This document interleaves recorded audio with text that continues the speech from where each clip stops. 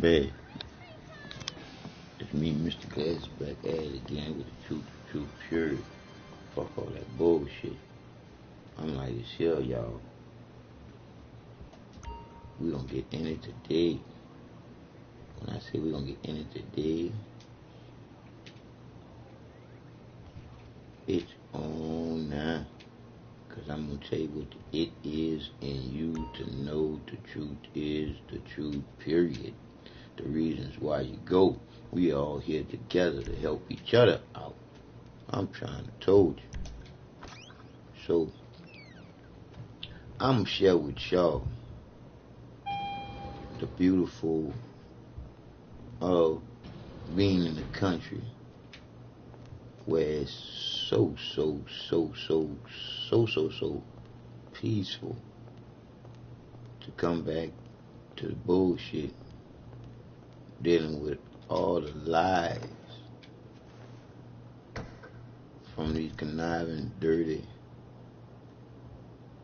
politicians, the people that's supposed to be leading. When you look at all the lying that our government and state officials are doing, and then the police department doing what the fuck they doing with they bullshit. But it's on us, the people. We gotta stop allowing this shit to go down like it's going down. It is what it is. It's the truth. You've forgotten about the cars I requested. My friend, please. This is So no 9 times good. out of 10, they gonna probably take this off too. But this is for straight up educational use. Cause the truth, the truth. And I'm gonna play some shit that I was listening to earlier today. I got some shit on my phone that I wanna play. And I got some shit. I want y'all to hear some first because I'm gonna say something on here with the automatic service. And I'm probably gonna say it after y'all listen to it. It's dark, and you're alone. Your only dream is for a hand just to reach out and bring you comfort. You wish to find your sanctuary, your refuge, your home. But this is not a dream. This is cold, this is angry, and you have no hope. Every hand, every face that you turn to for as far as you can see offers you nothing but pain. There's no choir bells, there's no cavalry, just a bunch of people smiling and having fun while you are beaten, strung up, and burned alive.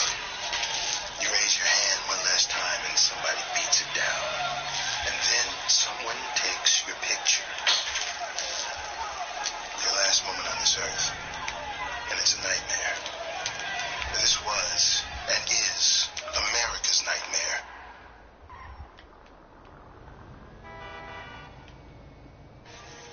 For the past 20 years, he's found horrifying pictures in the family albums of ordinary southern homes. Many are postcards that were mass-produced as souvenirs.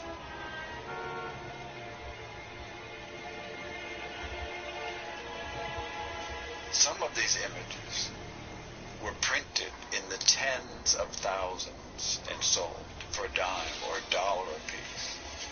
Some of the postcards tell you where to write and the discounts you'll get if you buy 1, 10, or 100. They were sold in drugstores and pharmacies. They were sold on the street. I purchased a photograph from a woman. The photographer sold them door to door. Her mother bought the image for $2. You gotta think about the people who actually participated in this shit had children. So like I said again, if you can identify the children, you can help them get some help. Is of particular interest to me was of a 17-year-old boy by the name of Jess Washington in Waco, Texas, in 1960. He was seriously mentally challenged. The wife of the farmer that he worked for was found dead. He was arrested. He was brought to trial. Trial took from 10 until 12. And when the jury came back at noon and found him guilty, someone in the courtroom, and it would have been anyone in the courtroom, screamed out, "Get that nigger."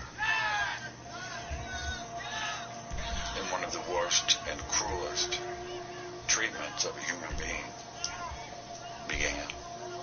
Jess was kicked down out of the courthouse, down the back steps where a crowd of several hundred was waiting for him. They put a chain on his neck. There were 16,000 people crowding the street to watch this boy be tortured. Now why we can't find out who those people are on that picture so we get these people some help? Was started. They raised Jess from the fire up into the air so that the crowd could see him. There were cheers, like at a football game, cheering the torturers on. When Jess tried to climb up the chain, hand by hand, they cut his fingers off one by one, so that all he could do was slap at the chain. They lowered him back down in the fire. A man. How can a human sit there and... Another man kept a pole so that he couldn't crawl out of the fire. And time and again they pulled him up to keep him from dying so that the crowd could be satisfied. Until he finally died. Why? Why? Why did this have to happen to a human living here? It's still here. It's still affecting us. And until we come to terms with it, until we started speaking out against it, until people start opening their eyes to what is going on, it will continue for another 50, 60 years. When we talk about lynching, we are looking at a history of violence that spans back in this country almost to the founding of the Republic. It's not a Southern phenomenon, it's an American phenomenon. It happened both north and south. People being tarred and feathered, run out of town, all of those were the beginnings of the lynching in the United States. As we move through the 19th century, lynching became more of a phenomenon because Americans in Cincinnati, Americans in Indiana, Americans all over this country were afraid of competition from blacks economically, politically, and socially. What starts to happen is the white South starts to take back control. And this is okay, the owner of this car is willing to give it to anyone who can beat his point-to-point personal best. Get out there, beat it. The car is ours.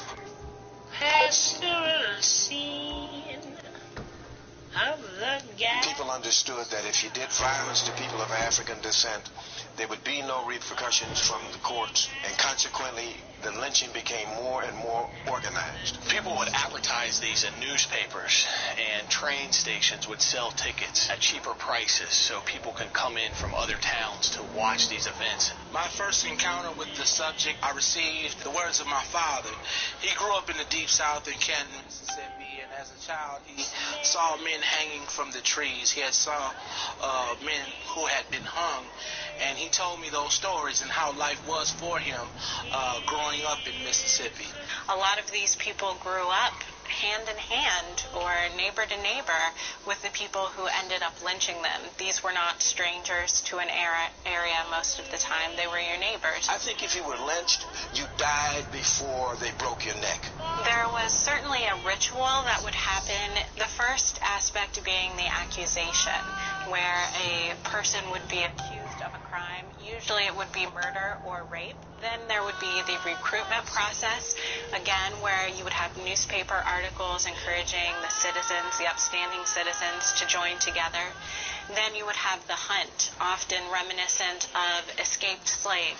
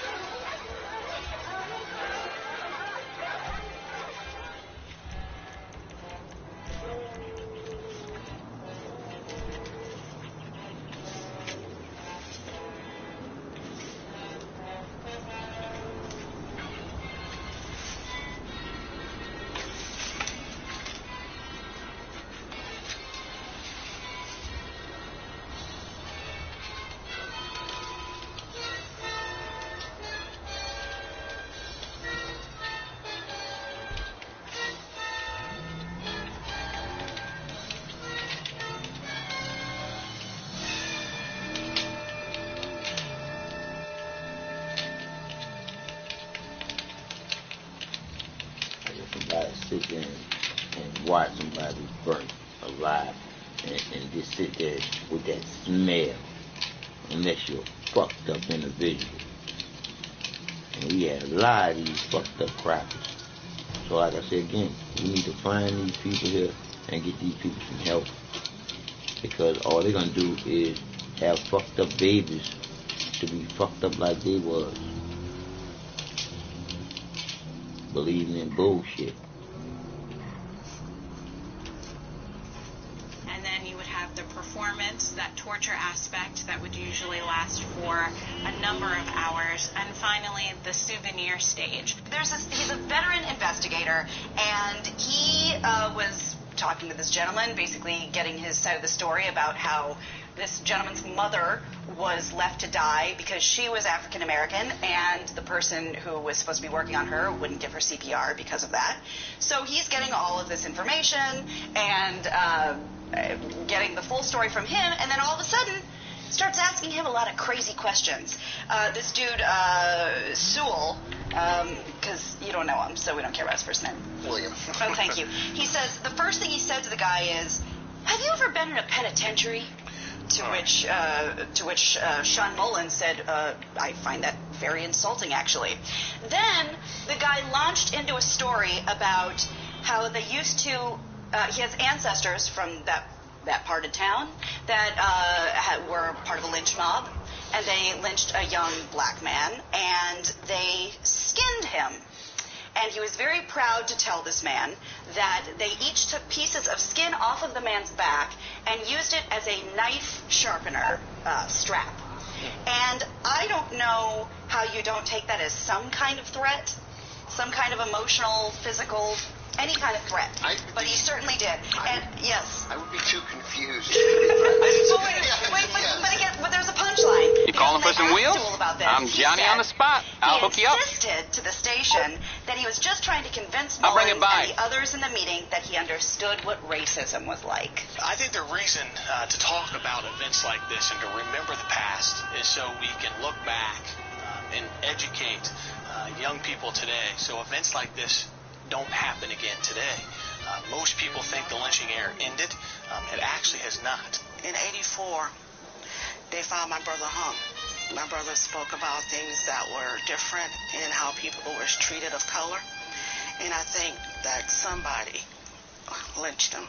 There were no investigations. We couldn't even get another person to do the autopsy. It was August 1997. And I was in Independence at the time. My brother called me and asked if I had heard anything about GP. He was carried outside, doused with gasoline, and I don't recall which came first, the beheading or the burning. And this is what another individual did to another individual. His body was found in another. And you think they don't have that spirit in a lot of those individuals? There's bubbling under the surface of what happened there. But we learn stuff every day. What was it like to be lynched? I can't tell you, but I can tell you what it's like to be raised, to understand that your life has no value. I think America still struggles with the value of the life of those descendants of Africans. It's time for us to open up. It's time for us to look at what we're doing to each other. So there's this automatic notion of inferiority. I think nobody can break that cycle but us. People of African descent have to tell the truth about the value of our lives, about the sanctity of our being, and that only we can control what happens to us going forward. That's why we need to remember. Sanctuary, I think, where during the period when there was a lot of lynching, you had people going out en masse, whole thousands of people going out to see the lynching. We were taught at an early age certain things that we could not do, such as we were never to make eye contact while walking down the street with a white person. People approach you on the sidewalk, you step aside, and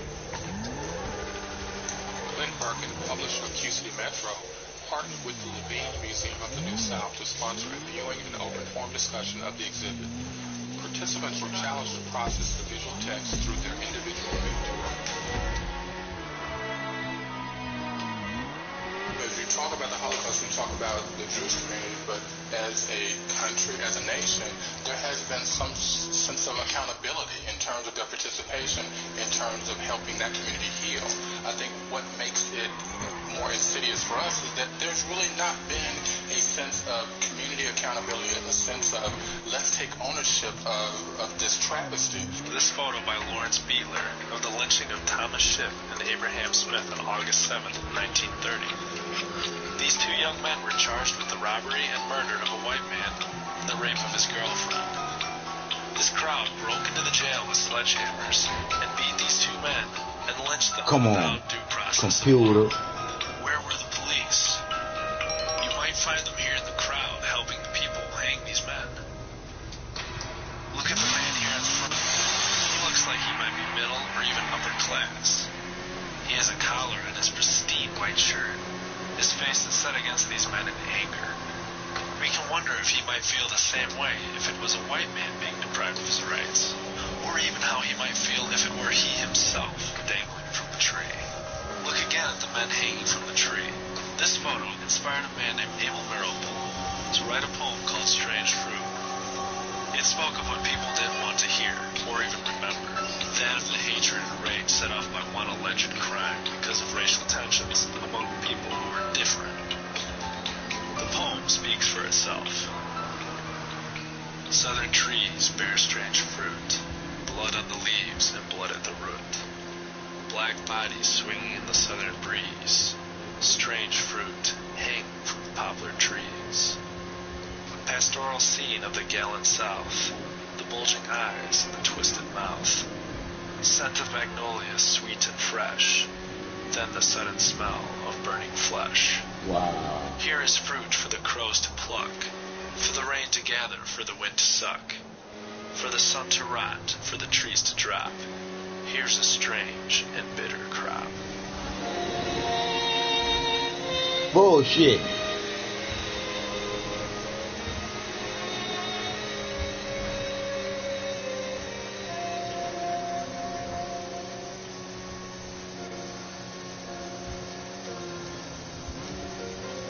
Y'all can play that copyright bullshit with me now. Fair use, motherfuckers. Fair motherfucking use. Copyright bullshit ain't nothing but bullshit, cause y'all don't want nobody to know the fucking truth. People waking up to y'all bullshit.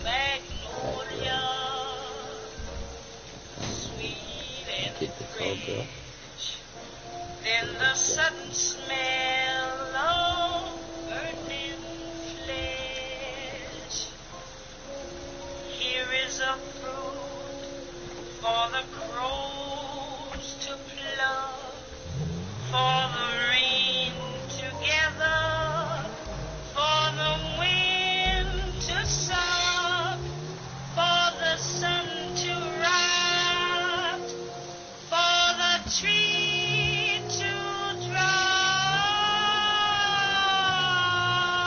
What a fucked up song, man. Strange fucking fruit that some fucking body made because of the shit that they was taught and the bullshit they is. Hey.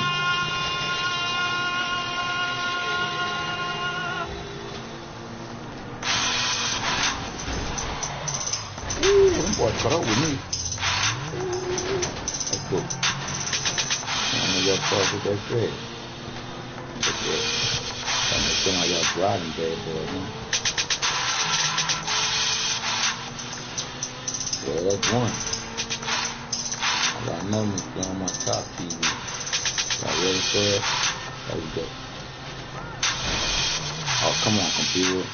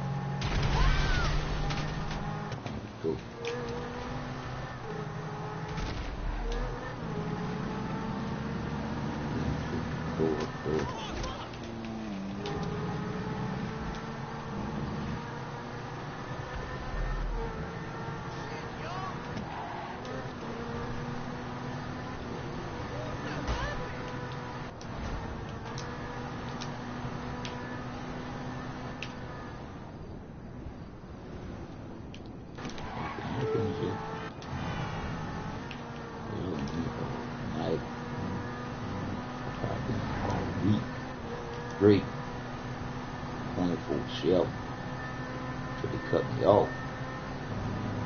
We gotta live and talk this bullshit that we live in. And believe me, I don't believe in shit, me. The only faith that I have is in your heartbeat. It's gonna reach y'all to tell the fucking truth, cause I ain't nobody to lie to. You can't lie to yourself. Break the fuck off from that bullshit we been talking. Bullshit too. I ain't bullshit no more. I ain't bullshit you. You with me.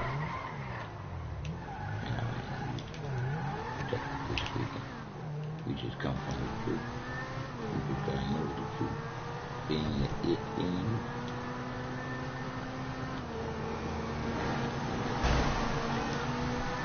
I know what I know. I don't know what you know. I know what I know. You just know what you know and what you read out the book. Or somebody talk to you for you to know. So you don't know what the truth is being you.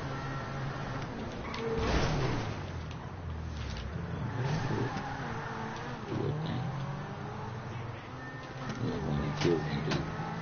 That's what it is. That's what it is. Dude, you want to deal with me right here.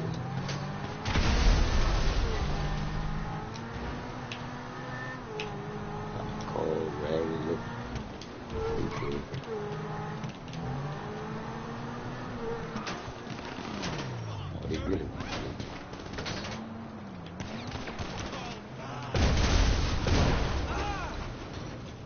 Oh, yeah, one more. You forget your address, boy.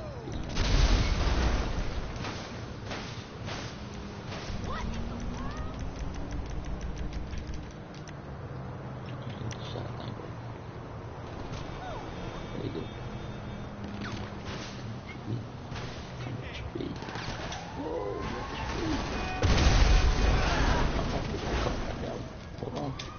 Let's go.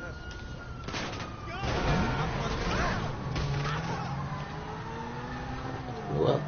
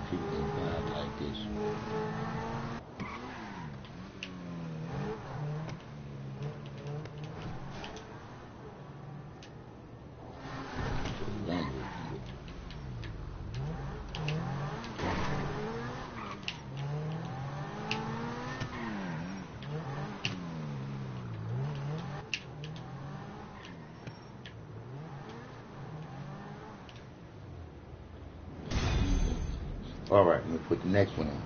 Yeah, we gonna do this here. We gonna do this here. I might flip it up there so you're gonna look at that, so you don't have to look at me.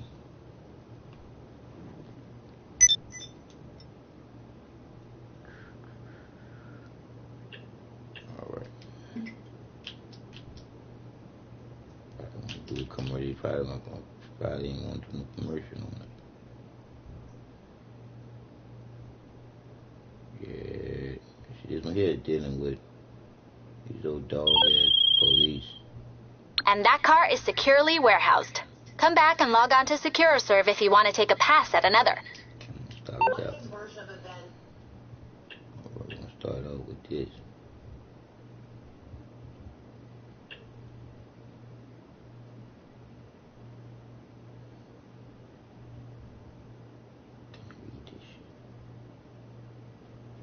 Alright, here we go.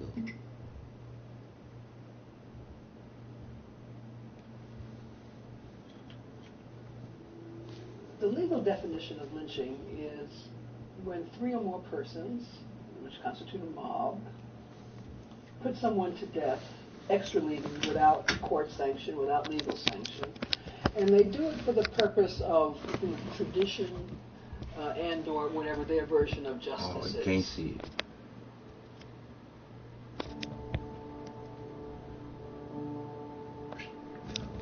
Still can't see it. Let's see if we put the light on. And this becomes a legal definition by the 1920s. So they I don't appreciate you smirking, woman. Because there ain't nothing to smirk about. I don't care if that's how you explain some shit with your little smile on your face, but there ain't nothing to smile about. Nothing to have a smirk on your face about. It's bullshit. That's how I feel about it. Lynching actually begins in the Revolutionary War years. And it's named after the brother of the man who founded Lynchburg, Virginia.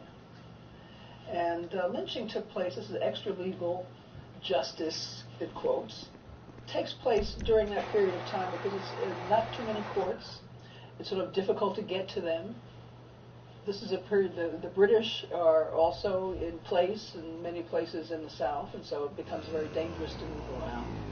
And so this is a form of justice, a local justice that is not condoned by a formal court.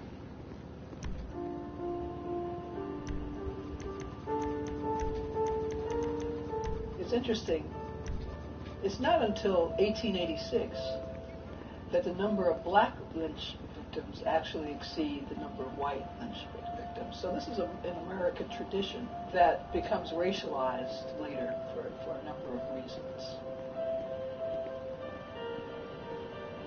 There's a constant struggle over the meaning of who deserves the protection and rights that are talked about in the U.S. Constitution. And what happens, of course, is that one of the function of a stereotype, a racial stereotype, is to show that someone is undeserving of first-class citizenship. And until rather recently, first-class citizenship was seen not as a right, but as a privilege.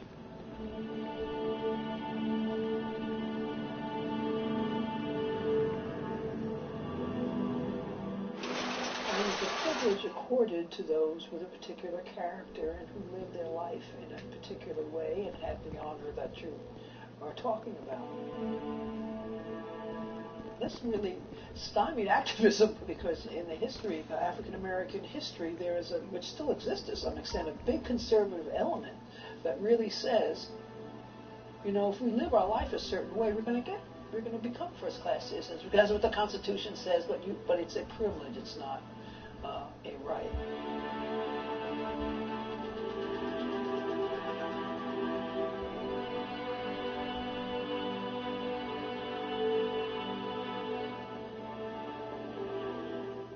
In the late 19th century, an evolving scientific theory claimed that human beings could be categorized and ranked by such constructs as social standing and group affiliation. Drawing on Charles Darwin's theory of biology that the fittest will survive, this science, called social Darwinism, perpetuated various myths about how societies evolved. One particularly destructive myth was that black people were inferior to white people. And therefore, there was a justification to suppress the advancement of all. You heard that? Justification to suppress. As a whole be brought down. Suppress. If y'all don't know what suppress means, that means to hold back what they learn. Around color. Ever since, the first Africans came to the U.S., but they changed. And in the late 19th century, with the advent of social Darwinism and the need to think about black people, black labor, and black bodies in a particular way, we begin to see this idea that blacks are actually beginning to devolve down the evolutionary scale. Devolve into more primitive identities. And with primitive, of course, is lasciviousness and lack of control, lack of character, lack of honor, etc. And scientists actually sought to prove these things empirically. And from there, they begin to also think about the notion of what is happening to women. The idea around women's sexuality begins to change in this period of time as well.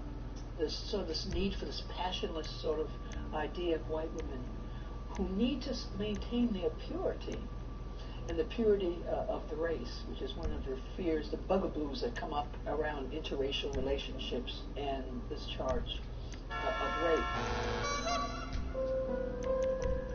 While there was no shortage of reasons for discrimination against black people right in this period, the emerging myth of the threat of a white woman by a black man became a tense focal point, and the often false accusation of rape, the chief justification for lynching. One person of the period to expose this destructive myth was black journalist and anti-lynching activist Ida B. Wells.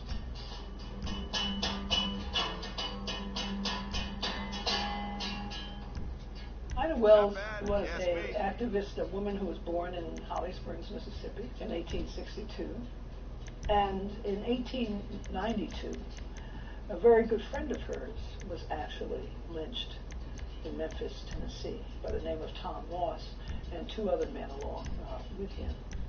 And what she begins to understand is that lynching is really taking on a new kind of face, quite literally, that blacks are being victimized now in greater numbers. And the reason that is given for this rise in lynchings, which reaches a peak in 1892, is the accusation that black men are raping white women.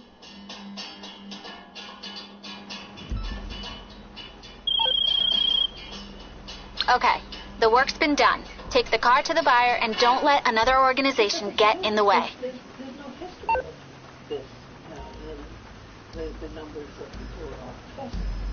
She knows that Thomas Moss certainly hasn't. There's a whole history. There's a reason why he was lynched. He was actually competing successfully with another, what was the white store owner.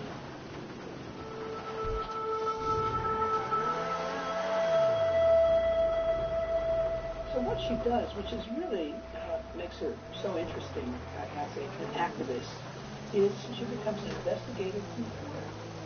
And so when she starts talking against lynching, she's just not giving an opinion. She's actually going to the sites of lynchings. She's using statistics that other people also use to disprove the idea by simply finding out instances when there was a charge of rape that often there were just consensual relationships between black men and white men.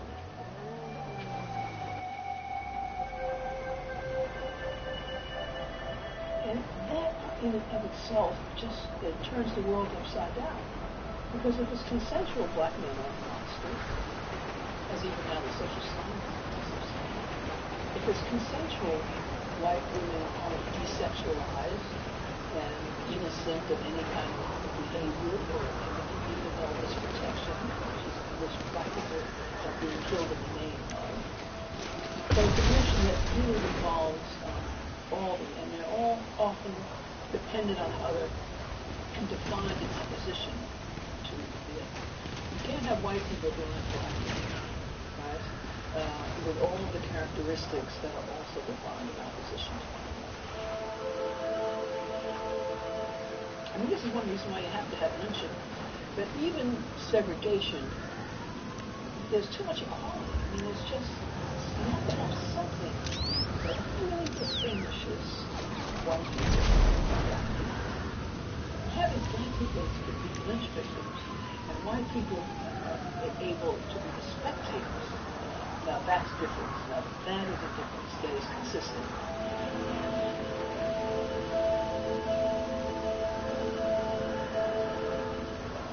According to the Tuskegee Institute, from 1882 to 1951, 4,730 people were lynched in the United States.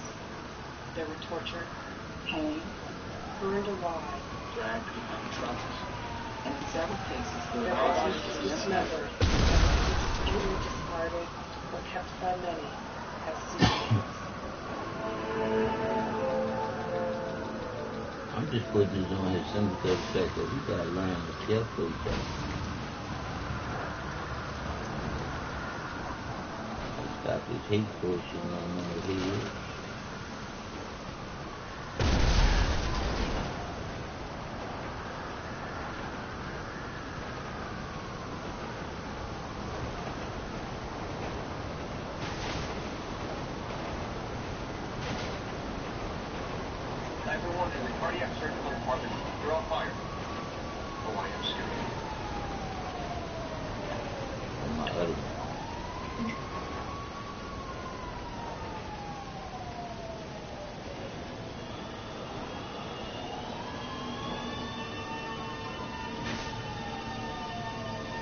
You can't handle the truth. They're used.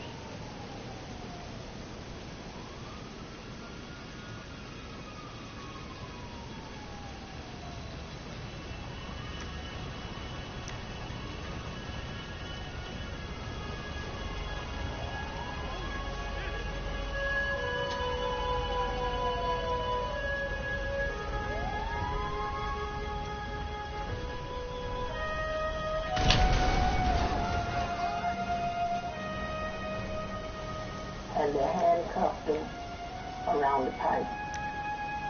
And they beat them, and they beat them, and they beat them. They drove down the road a couple miles. She said that all four of them embraced her. People want to put it aside and move on, but it's something that always is here.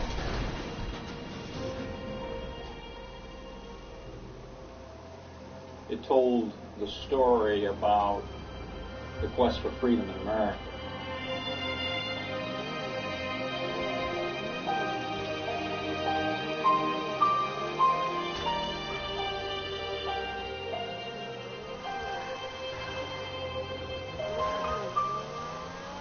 First, it was just hard to get a sense of what really even happened. There was a young couple, the Pagets, Willie and Norma Paget. They were coming home late at night. Their car broke down. They pulled over to the side of the road. Willie Paget was trying to get the car started. And that's the point where sort of the story separates, and you kind of have two completely different versions at that point. The story that they told was that the vehicle came by, saw that they were in distress. It was four black men that offered to push the car off and help them. That after a period of time, they stopped pushing the car. Billy Paget had a discussion with them. They quarreled. These men supposedly jumped in. Look how easy it was back then for a white person to lie on a black person. It's just as easy as fuck today, and it's fucked up. And it's bullshit. Especially when you look at the fucking police, ain't nothing but a bunch of motherfucking lying sacks of shit. It is what it is. Willie Paget got a ride back to town, went to the sheriff's office in Lake County in Leesburg, and reported that his wife had been abducted by 4 Negroes. Willis McCall, who's the sheriff of Lake County, actually wasn't in town at the time, but his chief deputy launched this search for the men that Willie Padgett said he was looking for. They drove all around. They got to Groveland, and Willie Padgett said, "There's the car."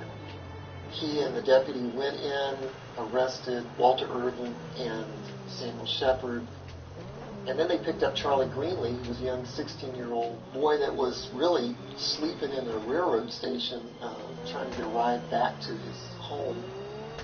Greenlee was later identified by Norma Padgett as being one of the people who attacked her. So they had 3 in jail. Ernest Thomas fled the county. A manhunt was launched. This posse of white men chased him all over the state, caught him up near Taylor County, and actually shot him to death. Come find out that man ain't do that It's shit. a point of some controversy whether Norma, in fact, had made up the story that she had been raped. It's pretty easy to believe Charles Greenlee when he says he didn't know Sammy Shepard and Walter Irvin because he wasn't with them that night. We know that. He spent the night at this railroad depot. Walter and Sammy always contended that they had been together that night, that they had taken Sammy's brother James Carr to Orlando. Thomas was out partying around Groveland with his friends. They were not together. They were in 3 different places in the wee hours of that Saturday morning.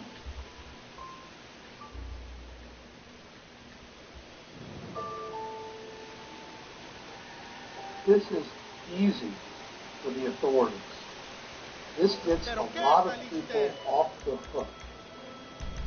Norma Padgett's husband was known to have been fairly brutal with his wife.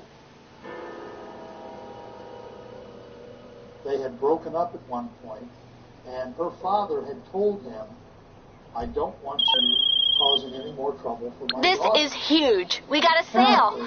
Great job out there. He had done something to her that night, and they may have been concerned that her father was going to take action against him and may have needed to come up with a story to explain what they were doing. It's showing how much Sheriff police Willis lie, McCall, how much his people primary lie. job There's just so much lying going on. It's time to tell the fucking historically, truth. the Grove owners have turned to Time to him activate the it to in supply you. black workers. But after World War II, blacks returning to the Army didn't want to do this. They wanted something better. So by bringing these people to justice, he's able to solve several problems that he is facing. He's going to show 2 of the blacks who have been known to not want to work in the fields and to want no part of the citrus industry. He's going to show them, you better do it my way.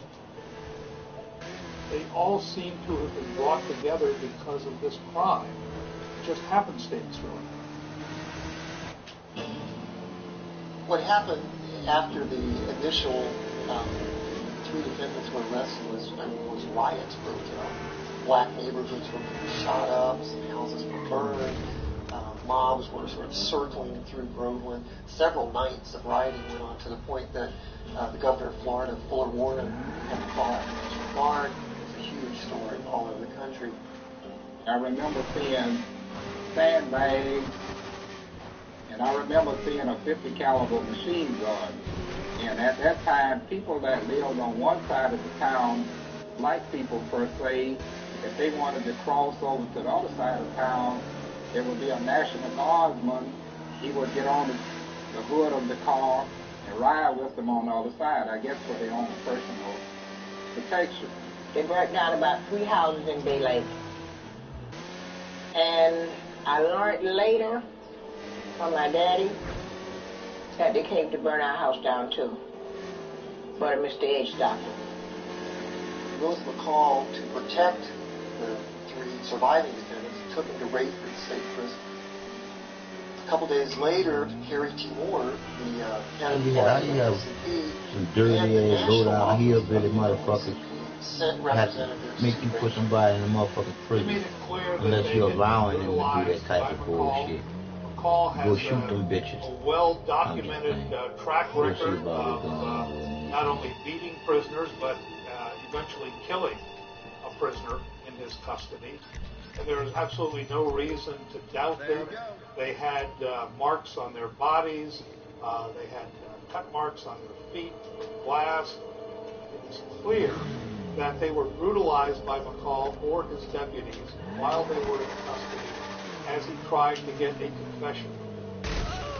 So Harry T. Moore and the National NAACP immediately begin charging McCall with brutality and with violating their constitutional rights, and ended up really representing the Groveland defendants as the trial came up. Because I want to knock your glasses off. Do my bad. I kill you, old man, did I? The trial itself is a mockery. Orlando Sentinel, even before the trial begins, runs a front-page editorial cartoon showing electric chairs that they intend for these young men to occupy. She pointed her finger at each one of the defendants. She described how they raped her in very blunt detail. It was a powerful testimony. With all of the baggage about rape, black man, white woman, innocence and evil unfolded in the story. This was an assault on white America, not just on this white woman. There was no way a white jury is going to release 3 blacks accused of raping a white woman.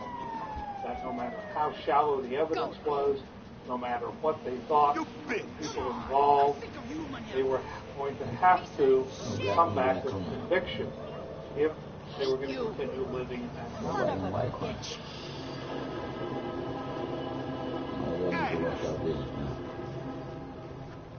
All right.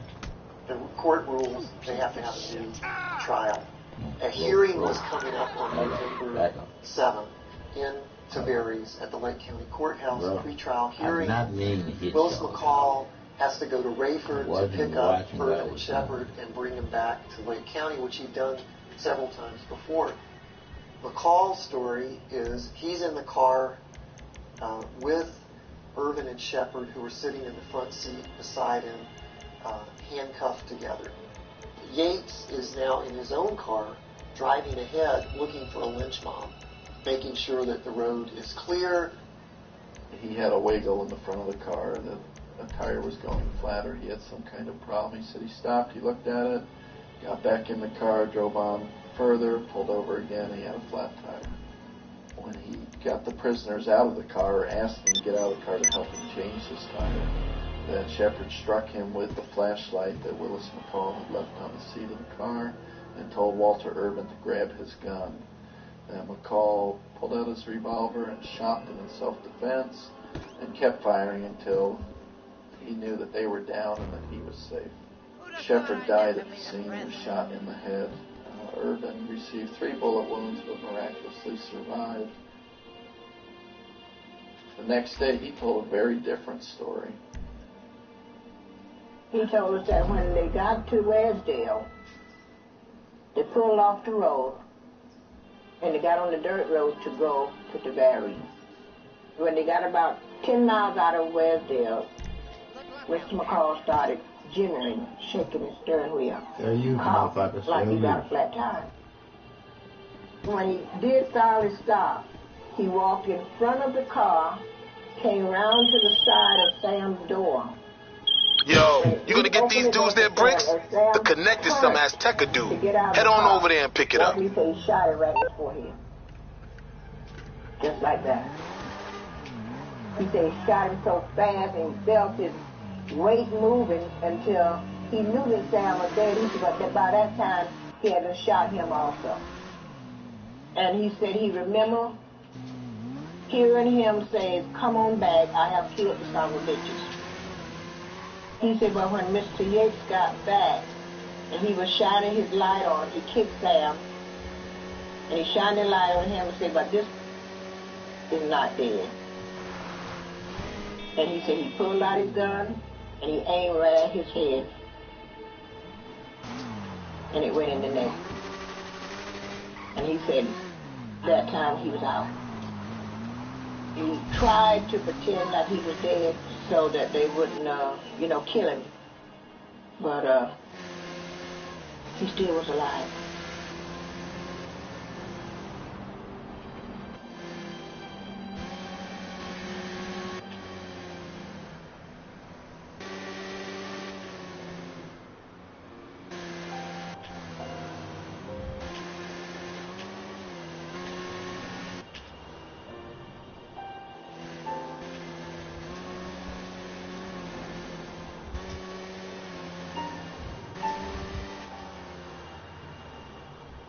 It was such a polarizing event, and both sides sort of had pretty extreme positions on it. I mean, the white press in Florida portrayed it as a rape case, what a horrendous thing, with what these young black men did. The black press and more liberal papers in Florida portrayed it as sort of a racial atrocity.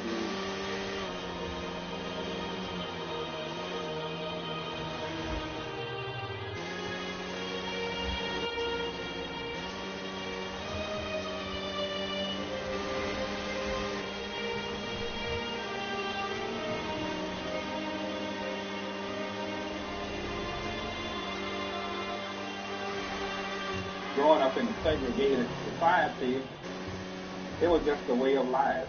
He was an icon of being a man you didn't want to have any confrontation with, and it was instilled in most of the black children. So when you hear Willis V. McCall, that was a man you didn't tangle with.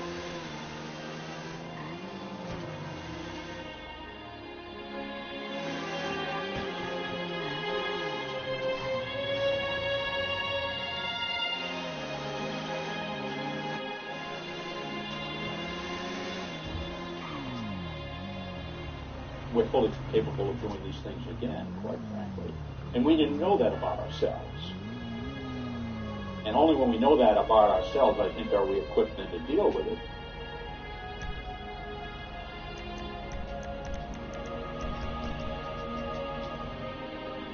Charles Greenlee, to me, is a hero.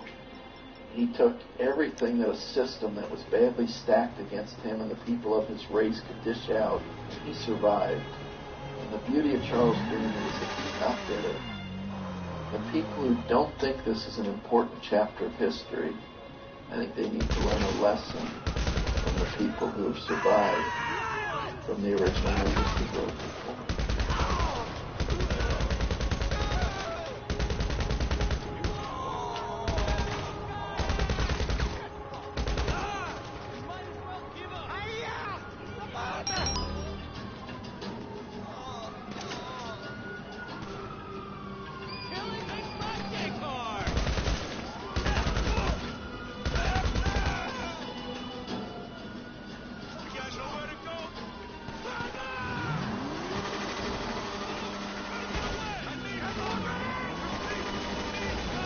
Man, fuck, stop this computer. Bullshit.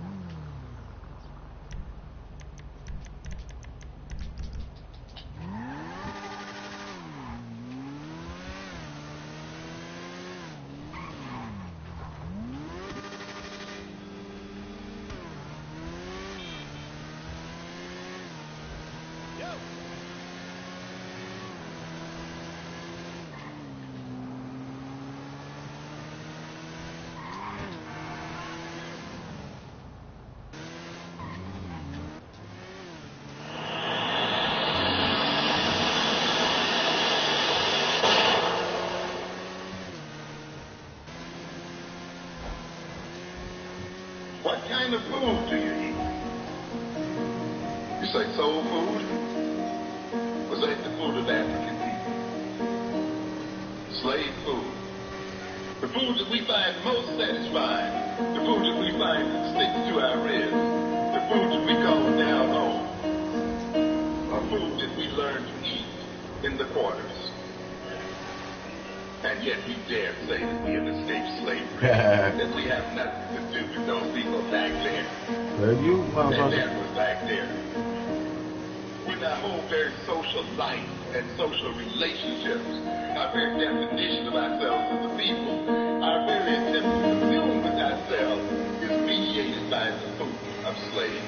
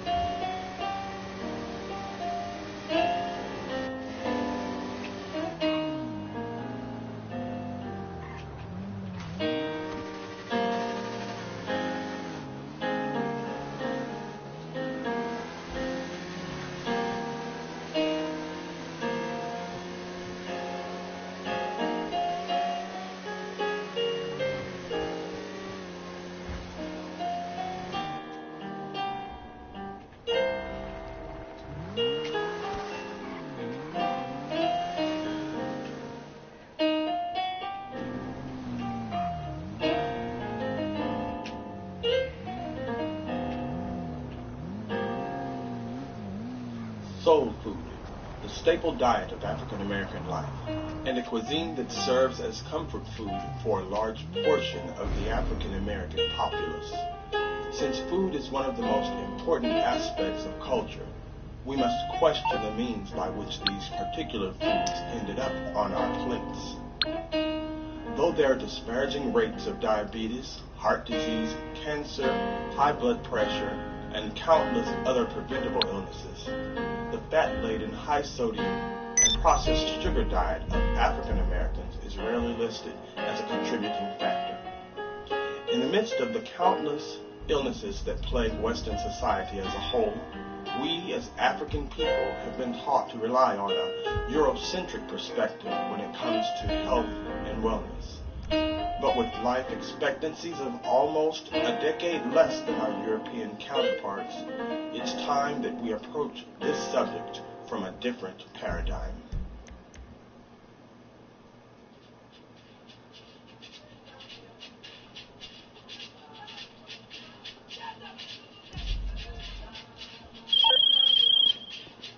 We're done. Good work out there. Party at the clubhouse, because you're getting paid. Practiced an holistic form of healing. Their entire existence worked symbiotically with nature. With vast reaches of fertile land available, we foraged, cultivated, and aggregated into thriving, healthy societies. An abundance of fruits, vegetables, and herbs allowed communities to focus on ascending to new levels of awareness, elevating art, science, and human relations. You wasn't running around eating no motherfucking animals. Stupid ass.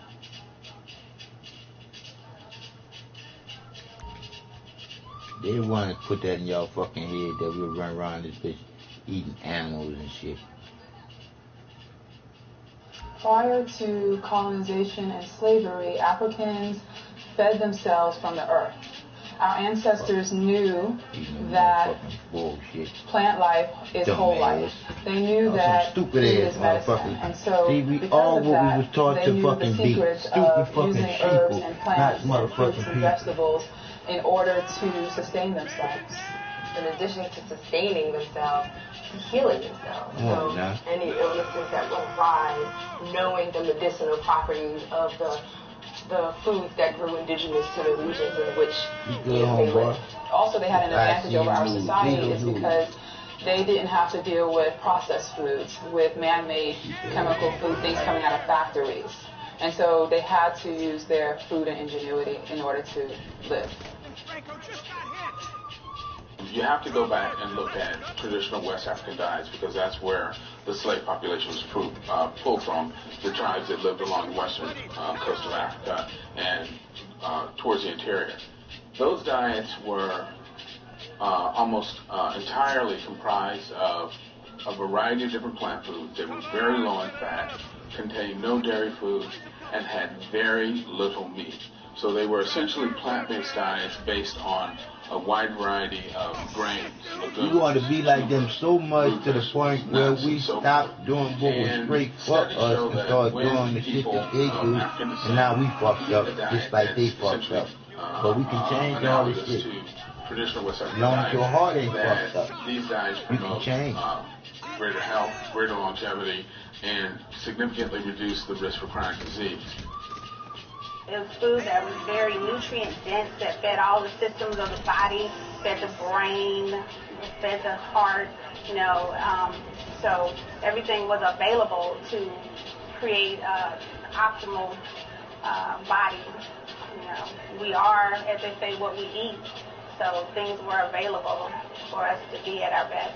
Like you said, y'all want to talk about this shit, y'all got to call me, 832-208-1498.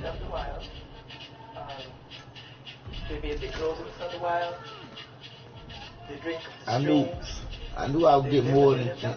After I put that one on there, I knew I was going to get 10 people that's going to hate it. I knew I was. Indigenous health lifestyle was basically holistic, which is mind, body, and spirit.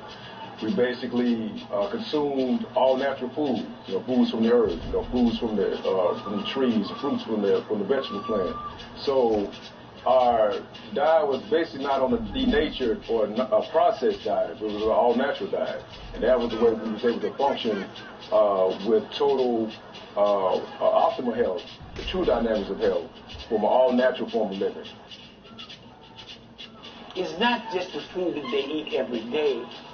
It's the food that they've been eating that maintains their biological genius, which is self-healing, self-repairing, and self-maintaining to the best of its ability. Now, some people have what is called traditional land. So if you go to your traditional land, which has been in your family for 3,000 or 4,000 years, and you go and pick enough food that you want to carry home with you, when you break off a piece of the plant, put a piece of it back in the ground, it'll grow back the next year. So the fufu, the plantain, the cocoa yam, those particular things tend to be more of the traditional foods than the cassava, because the cassava was a cash crop. Mainly everything was organic, because we were ourselves out there farming and cultivating the land. So, things like plantains, fresh fruits and vegetables, we having chickens or lambs that's out that we're actually cultivating and hunting. So everything was mainly focused from a more organic and natural standpoint. This must be two more people from the family that sat there at the picnic, and milk. They were used to what they ate. At the same time, they used that to benefit the community. So a lot of times you see on TV or in books, you see a lot of cows and brothers and sisters with their sticks and making sure that they are fed right and in the right position to contribute to the community. But in essence, we grew up, as you say, in a vegetarian state. We only used the meat during ritualistic ceremonies when we had to. So a lot of times that we had drought in certain areas, so they had to use drought situations. We had much vegetation, so there's no need to use the meat, and they kept that information from us, so they used the opposite of that here in our so-called Western Hemisphere. If we think of the diet of Africans before we were colonized, we would think of food that was actually soul food. When we think of soul food now, we think of, the pork, the chitlins, the high cholesterol, and the things like that.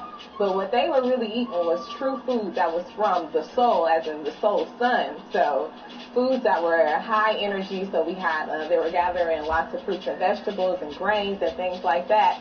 And eating meat wasn't something that they did every single meal, every single day. So that's one thing I know that they were not eating meat every single meal, every single day. Their food was natural from the source, so they were eating things that were literally from the ground, like coming from the earth itself, so that to instill that connection with the earth. You know, Africans were definitely one with the land,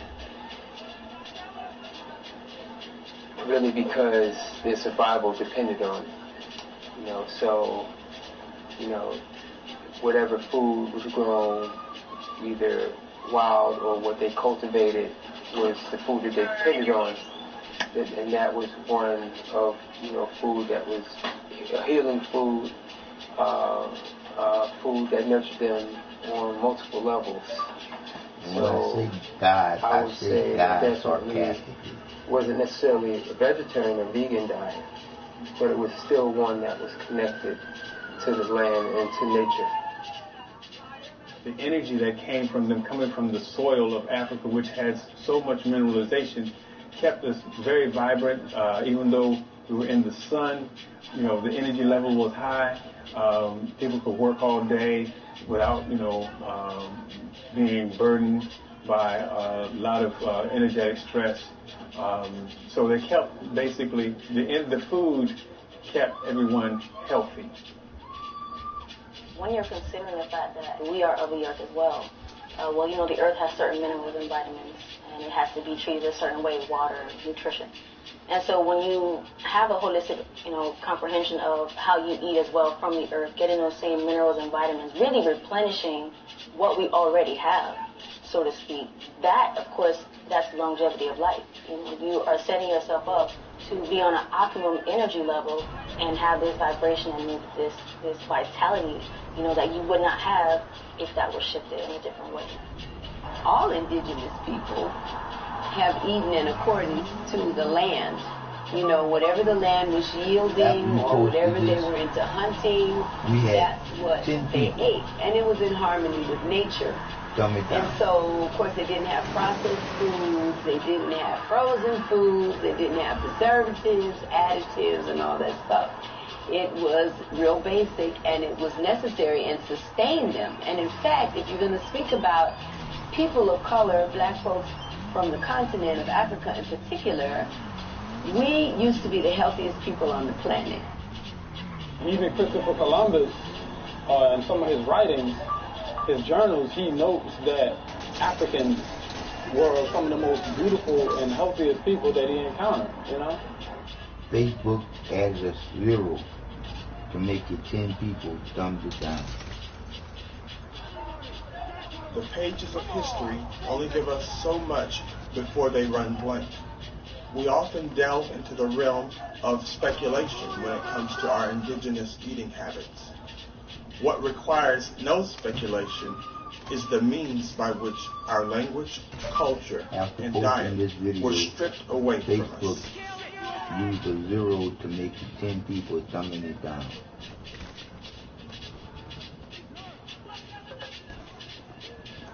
Oh shit! They got Charlie!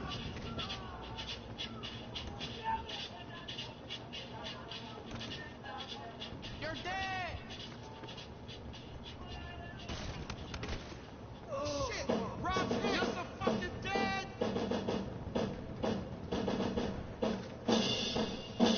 Time to fuck you up.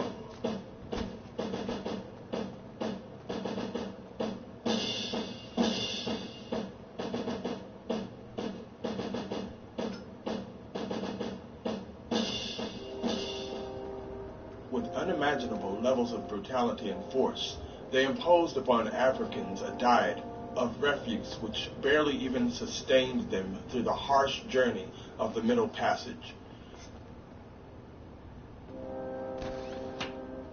Many could not endure the conditions of inhumane treatment.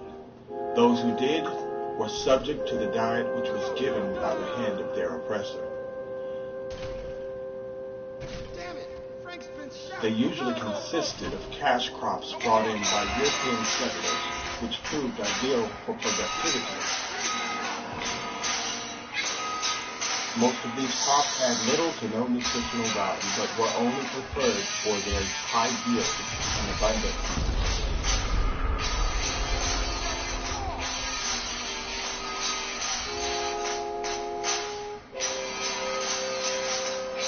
they force fed us.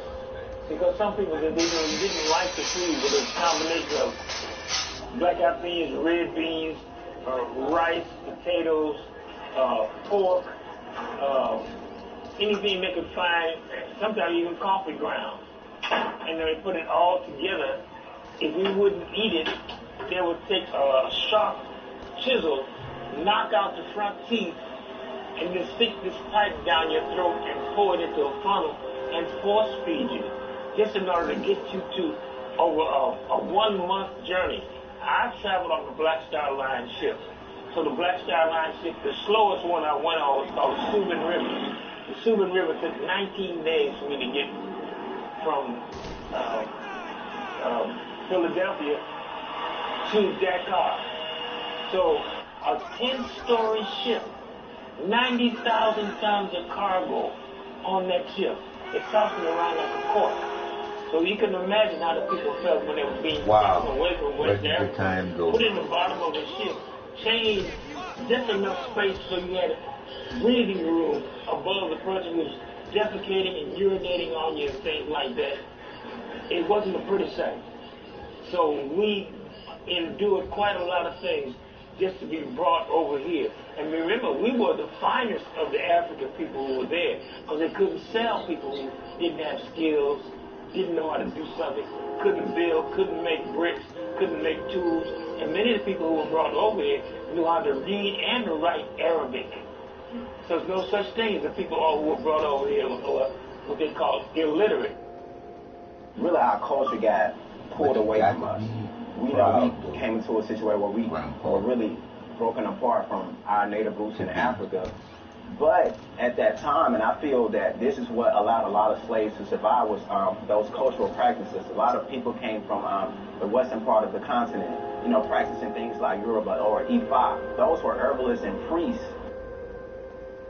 It was just forced. I mean, it wasn't nothing that Africans would want naturally. I mean, they act like we came over here, or like we were just taken from the bushes, running around in the bushes. We had high society. They didn't take the worst of Africa. They took the best. They took the builders, you know. They took the scientists, the nurses, the mathematicians, the historians. So these people were accustomed to a whole different lifestyle than what they were being forced upon, you know. So anyone would reject that. And it would be foolish of us to think that our ancestors didn't reject that, being forced upon them. And a lot of the food that they gave us on the slave ships was actually, you know, just the scraps. You know, it was what they had left of what after they ate. And then they on the ship themselves, they don't have much cargo food, so it was just whatever what they had, you know, slop pretty much.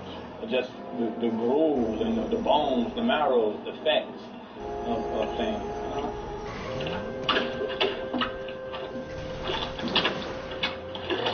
These are their food rations? I can understand why they need an enema. Actually, it's not bad. A pint of cornmeal per head, half a pint of beans, half a pound of yams, 3 pounds of pork fat. Whoa! Get your facts straight. Just 2 pounds of fat.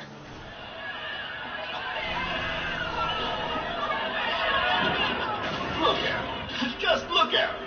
They'll gobble anything you give them. Eating and pleasuring, that's what they want. And they want to survive. They survive everything. Fair use, motherfuckers. Fair fucking use. This was certain individuals did this to certain other individuals. It's time for us to stop all this bullshit and come together as motherfucking humans and stop treating people like fucking animals or some worse than animals. Wake the fuck up, stupid ass sheeple.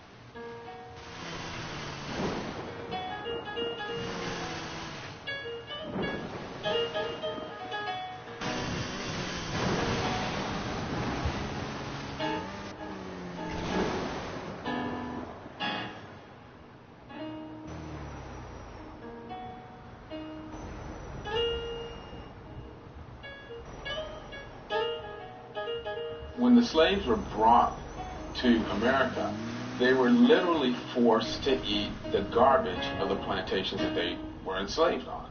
And so that meant that while the people in the big house got the ham and the pork chops and so forth, the slaves were forced to eat the entrails, the feet, the knuckles, which are the ham hocks, the stomach, which are hog maws, the tails, the ears, and so forth. They were literally forced to eat the garbage of the plantations.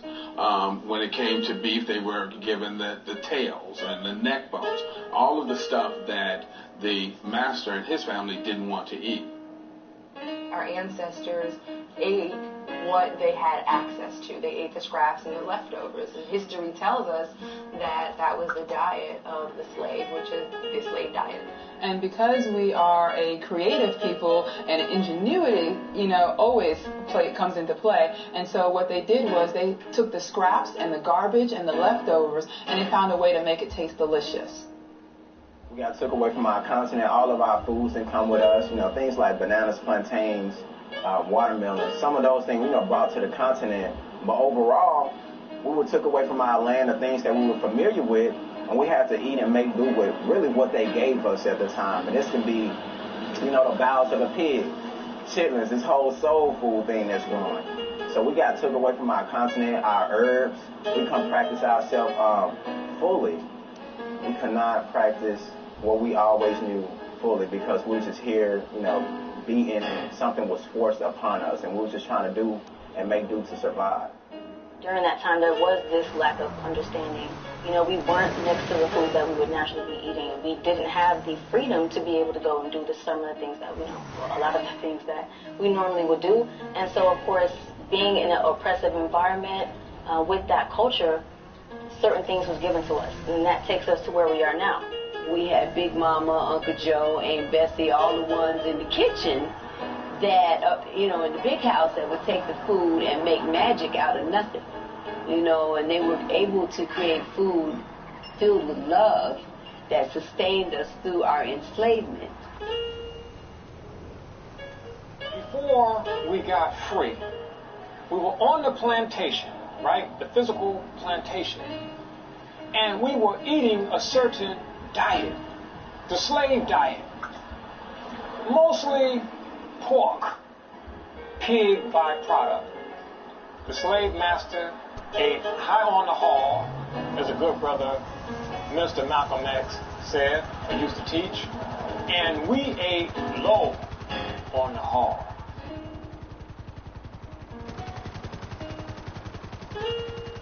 When we studied slavery, and 450 years of slavery that we've been here in America, that we know that the scrap that we was given, so much from the hog, the foot, the toes, the ear, the intestines, all of this was scrap, from the table of the mouth. We had somehow turned the scrap into a delicate, which we, chilling, how black folk love to eat chilling, and the guts, of the hog. And, the slave master took the best part of the hog and gave us the scrap. And that's why we end up eating hog feet, hog ears, And, so I think slavery has given us, the diet, but we have to take into consideration. Back then, the hog, they might have been eating the hog, but their workload was heavy. So they was able to counterattack that by hard work. We were giving a remnants of foods that had no nutritional value, had no substance. So therefore, we were forced to be able to spice those foods up, and prepare those foods in a way that was to our survival. But again, that was out of our natural diet. Well, I tend to correlate slavery with everything. I mean, we are descendants of slaves, a lot of us. So a lot of our problems, a lot of issues we have mentally and physically permeate from that slave trade. I mean, the high yield crops is what we eat, the ones that have the highest yield, and we can take our part. What we say, the pig feeds and those types of things. We still, as I said, we turn water to wine. We made the best out of what we could. So the food is very flavorful, but This is the lowest cuts of meats and vegetables and things like that. We ate a lot of like greens, while others were eating turnips and that sort of thing. We ate the least healthy parts of the meat, so that's why we have a lot of black people eating, chitlins and all parts of the animal that were tossed away, while the choice cuts were for the people that were in the house, for the slave owners and their families. They have manipulated the dietary system to get us to believe that we was on the totem pole, and naturally, we were slaves, and naturally we had dog mentality. So therefore, if you're a dog and you're on the low totem pole, then they give you dog food. They give you things that's consistent with that, I guess, you say that environment at the time. If you didn't eat those things, you didn't survive. You see what I'm saying? You didn't survive. I mean, from the chitlins, which are basically pig guts, it's the intestines that feces run through. We were eating that. We found a way to clean it and eat it. The pig feet, the tails, ears, snout, all that stuff, we made meals out of it because it was either that or die.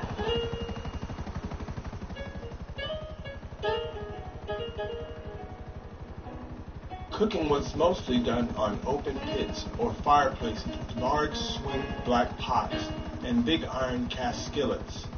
They used large amounts of fat, sugar, and salt to season their foods, as they were readily available.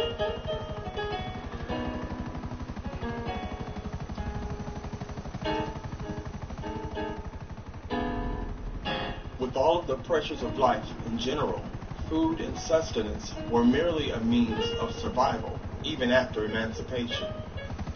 The eating habits we took on closely mirrored the rations we had been given in the slave quarters.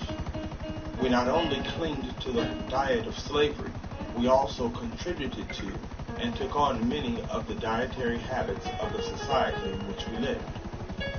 So while British, Italian, Irish, and Jewish immigrants primarily consumed a diet consistent with their particular region of origin, Africans, on the other hand, had no access to the foods that their bodies had been adapted to consume.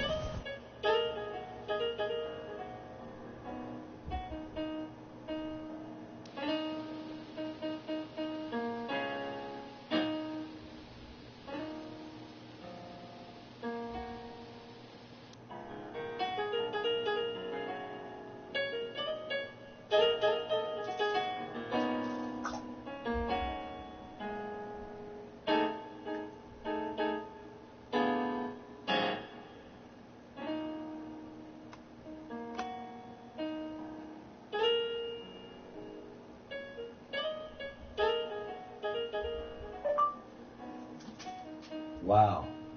The animals do everything they supposed to do within nature. And we, as humans, have a book to how we're supposed to treat each other being human.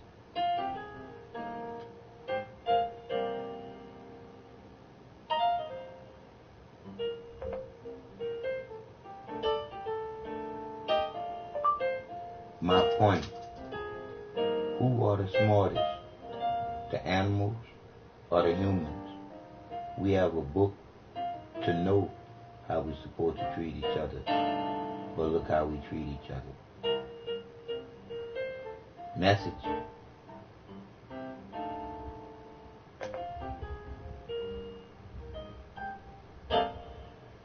In terms of the general African American diet, family tradition seems to play the ultimate role in our unhealthy eating habits. Are out of order. As an ingenious people, we have successfully taken garbage and reinvented it as a comfort food.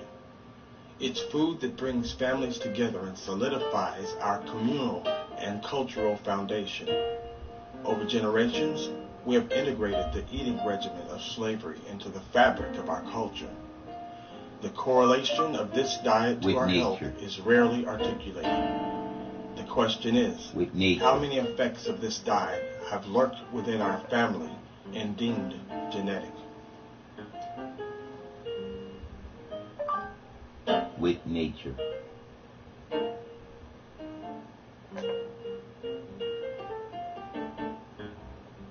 They claim that when you go to the doctor and you have a disease, they always say it's hereditary. But what's hereditary is the food that they have ate from generation to generation. So we eat because our mom, our dad, our grandma gave us this. However, they eat and get what they got from our people who were oppressed at that time.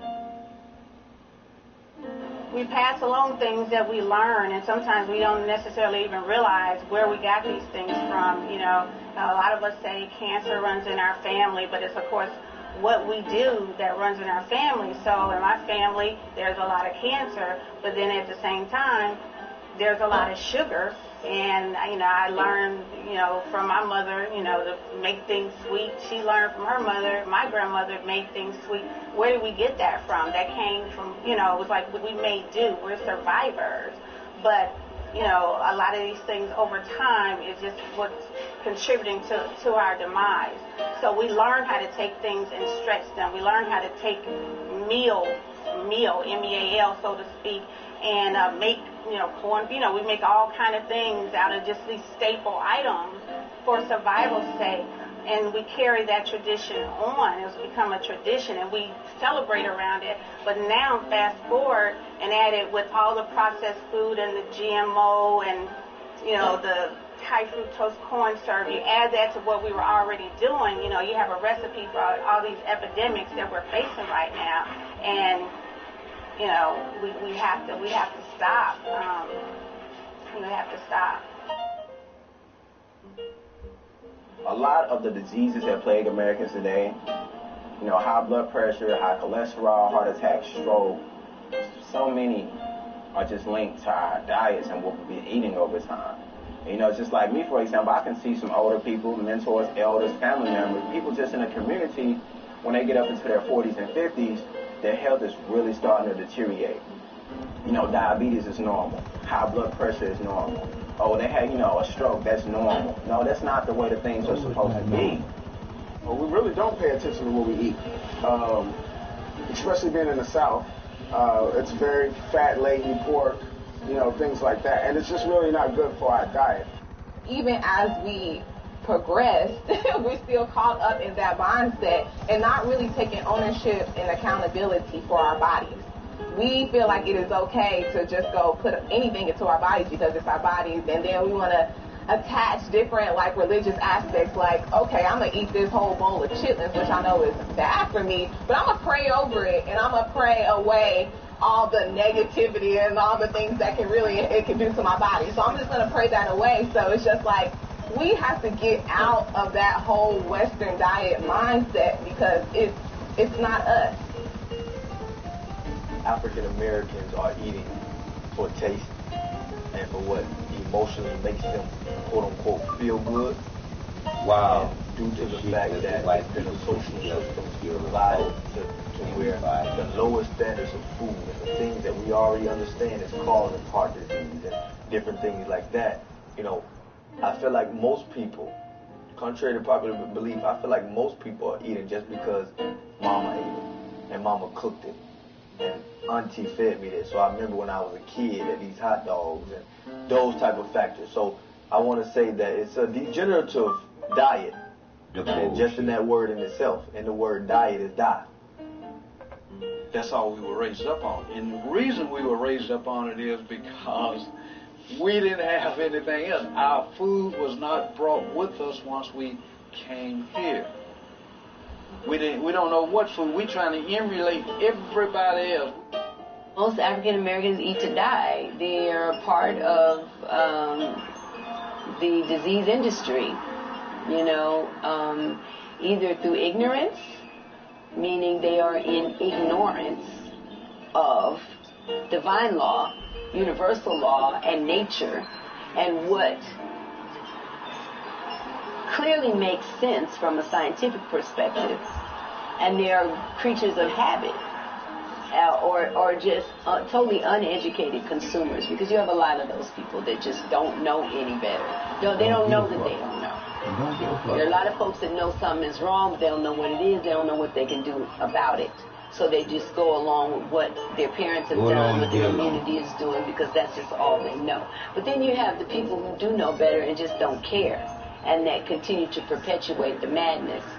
And so, you know, our people are eating to die, and blackness isn't going to save them in this day and time, because many of the chemicals that are consumed in the food are heat reactive, meaning that they turn into free radicals when the temperature is raised. So as you have global warming becoming a greater factor in our everyday lives, as you have the chemtrails raining more chemicals down on us, as you have the water supplies being toxified more, and just the everyday stress of being black in America, you're going to see a greater breakdown of our people's health. When I talk about plantation food, I sometimes use this glib expression that the pathway to health is not to go from the slave quarters to the big house, meaning that a lot of us, you know, we're eating the slave food, the chitlins, the ham hocks, the pig's feet, and so forth. But then there are those of us who've gone to college and we make a little more money, and so instead we want to have the steak and the ribs and the pork chops. All of that stuff is equally damaging to our health, and it's equally unhealthy, and it will get us killed. We have a suite of metabolic genes that are definitely adapted to energy-dilute, whole food, plant-based diet, and when we depart from that diet, it absolutely creates disease. As a people, we're way worse off than we were even 20 years ago. So even when you look back 50 years ago, 100 years ago, even 20 years ago, we can't get away with what our mother, not even our grandparents, but what our mother and father got away with, because this GMO game has risen. These foodstuffs, as I call them, it's not food. It's just chemicals, and a lot of us are eating these foodstuffs. I mean, when you come off of before we even get into the world, the pregnant women are eating garbage. When we talk about diet, as a psychologist, we often look at the intersection between spirituality and diet. And although food diet is critically important, thought diet is as important. I don't think black people, African people, understand the extent to which how you think, every thought is a thing that manifests itself in your physical dwelling. You cannot think a negative thought except to create a negative thought molecule in your body. Every thought creates an atom, a molecule in the person. So a lot of the disease that we're catching is as much related to the impoverished diet as it is related to the impoverished psyche or thought processes of African people. Cancer is being triggered by negativity as much as it is by the foods that we eat. You look at diabetes. That's being triggered by the anxieties and the fears as much as it is by the sugary sweets.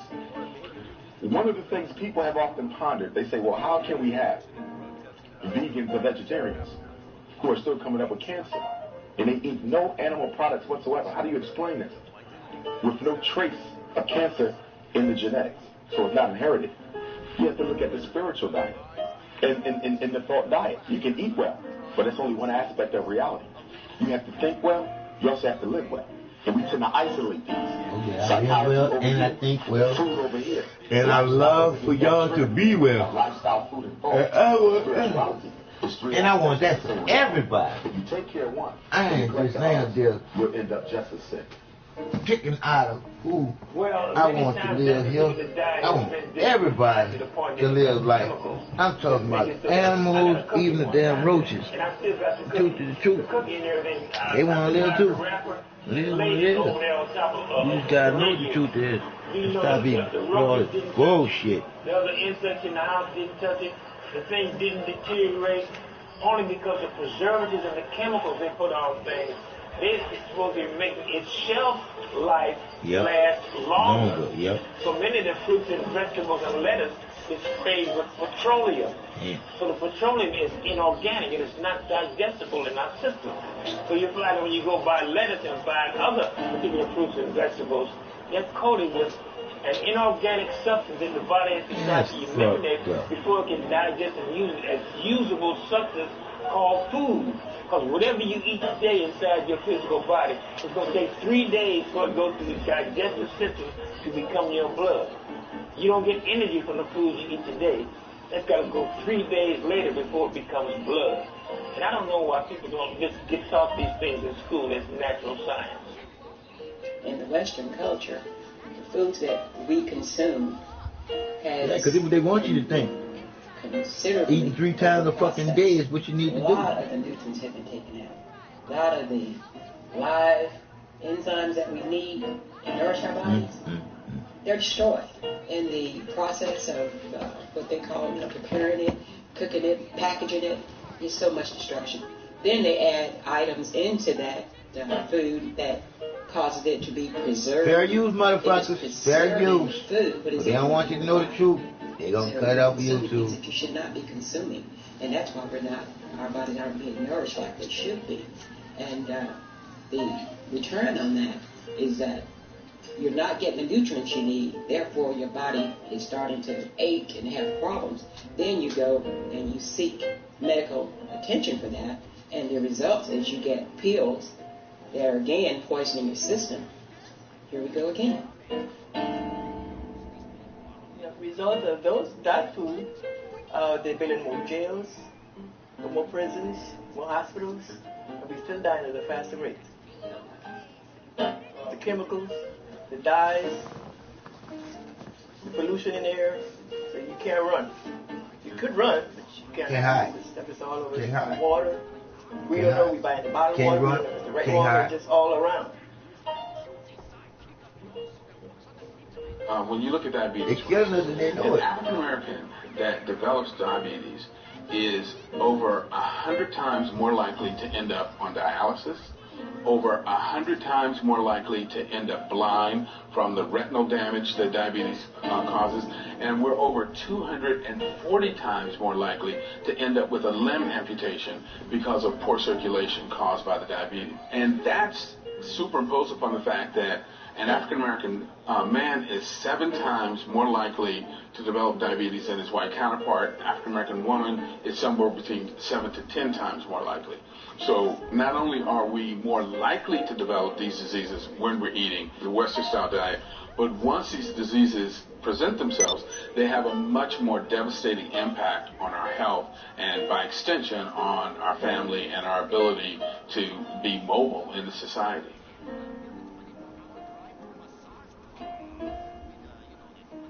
There's much difference between slave diet and today's diet at all. It's treated as a delicacy now. Chitlins, you eating chitlins.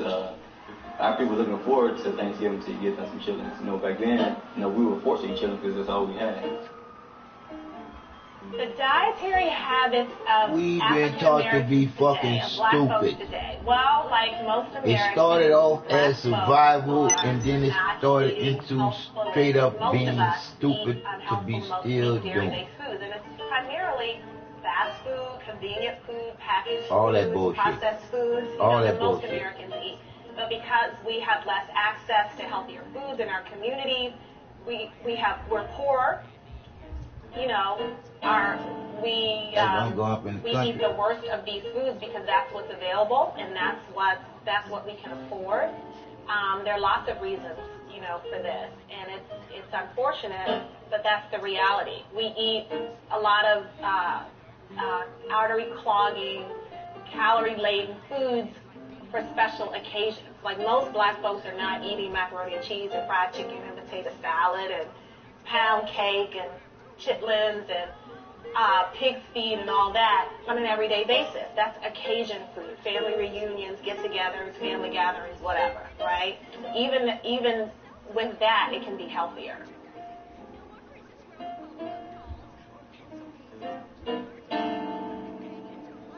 People buy the food, they eat, they get full. And the fuller they think they have arrived. They don't worry about nutrition. It's not about nutrition. You just eat and you get full.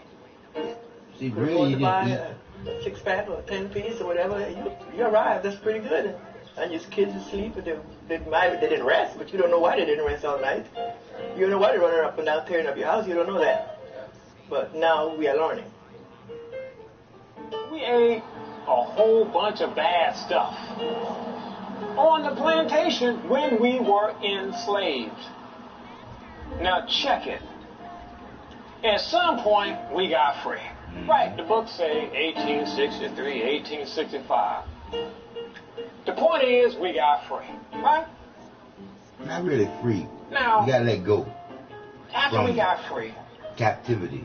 We didn't have to do a lot of things that we did when we were enslaved, including diet. We had choice now, right? Now, it's understandable why we ate the same slave-based diet when we first got free, a year after we got free, 5 years, 10 years, or a decade, a generation, which is 30 years. But peeps, I gotta ask the question. Why are we still eating as if we're enslaved? Come on, dog. Because their mind's enslaved, bro. Their mind's enslaved with the indoctrination of what they've been indoctrinated unfortunately, people of color and then most people are who stuck died and more stupid so out of in the ignorance bullshit and that they've been indoctrinated with. Because and that's the they allowed belief themselves in to God continue and eating God a in the sky diet and Jesus come that back no to longer save served to not their know ability that the to divine sustain creator themselves. that love they monkey ass is unconditional from within for them to be without no doubt of the creativity being the creator in them, giving them the love unconditional for them to know that it's something that they can't explain or control. But we've been taught to be stupid fucking trolls. For breast cancer in African American women. African American women are more likely to develop breast cancer, and once they're diagnosed, they're much more likely to die from it than their white counterparts. So this idea that you know we need to embrace this standard American diet as a marker for success is really not only misleading, but it has a devastating impact on bullshit, man. Say the word. Seeing higher rates of diabetes, really bullshit. Kids, obesity, early heart disease. It is like, for instance, one thing that a lot of African Americans aren't aware of is that the traditional recommendation for a screening colonoscopy to look at look for colon cancer is 50 years old. Except in African Americans. It is recommended that we start screening at 40 years of age because so many young African American men are coming down with aggressive, deadly colon cancer. And it's a direct effect from eating all of this meat and sugar and fat that one finds in the typical American diet. First, the milk group, which has proteins and the important minerals calcium and phosphorus you need to build and maintain bones and teeth. Calcium helps blood clot. Also, it helps the muscles and nerves act right. Another vitamin in whole milk is vitamin D, which you need to absorb calcium and phosphorus. Sunshine also is important in producing vitamin D in the body. The beet group, which in addition to proteins supplies iron, thiamine, riboflavin, and niacin. In your body, iron combines with protein to make hemoglobin, the red substance in blood that carries oxygen to the cells. Niacin is important for healthy skin and membranes.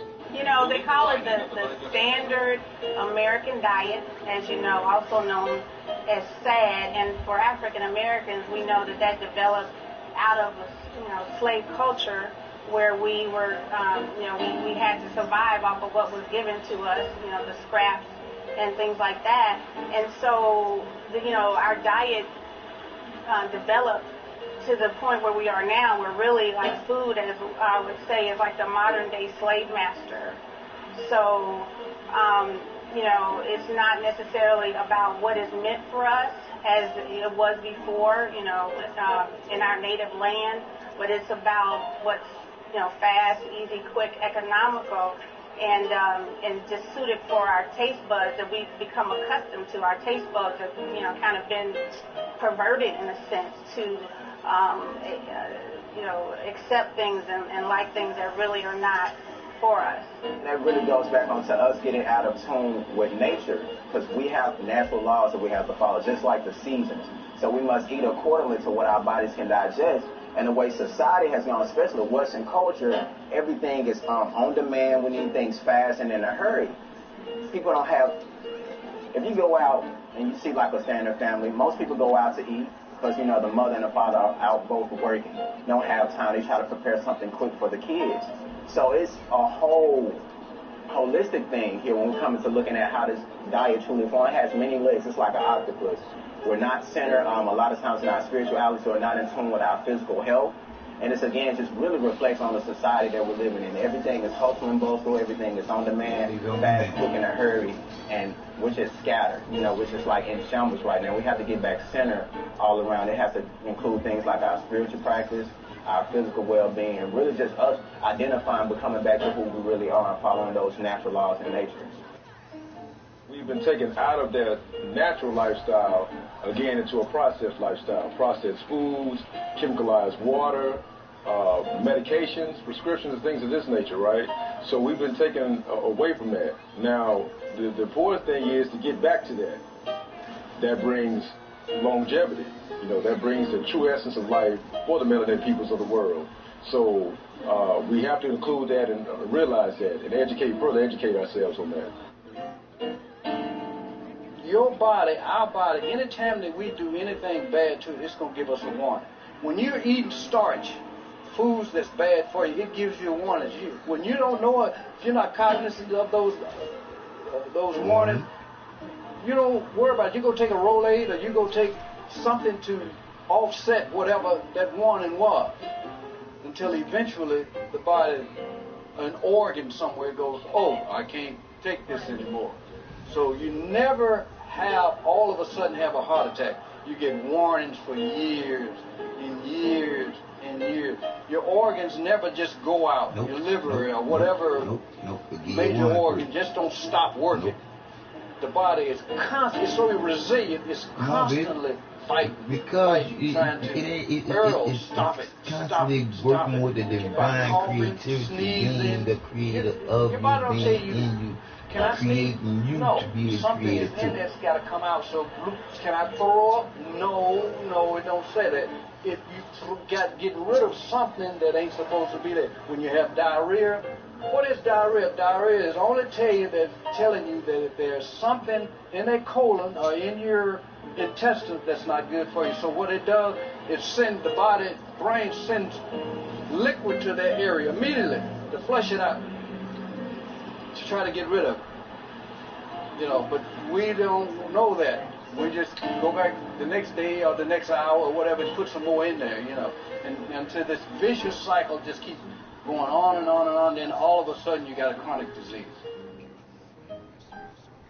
We come from a farm community. A lot of stuff, we grow stuff from the earth. You know, it was more organic than what we get in the supermarket now. They got so much social engineering, and they making food, they growing food on top of the ground, not in the ground. You see what I'm saying? I mean, when I would come along, you could find a peach tree and an apple tree and a banana tree right in your backyard. I'm going up in the country. And palm trees and apple trees. Most of the kids think that the food just grow in the supermarket. They don't see it in the ground, you know. It's good to be able to plant something with your own hand and eat it from the ground. That's something that you didn't cultivate and garden yourself. Then you get a better sense and appreciation for the food that you grow.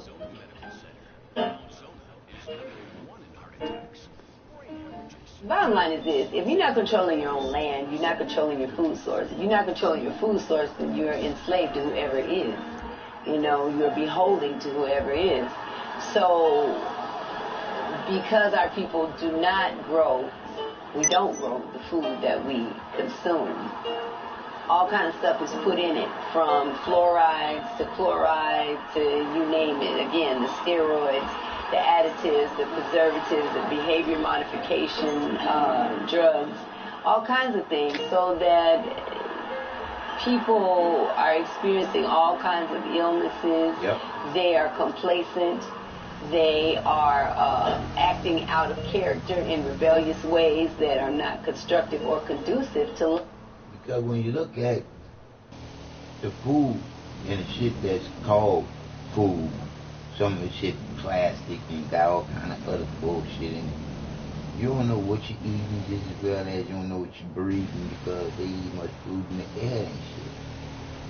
But until we as loving, caring people about each other and not pick and choose who the fuck you want to care about and shit, until we come together and show the love of being creative.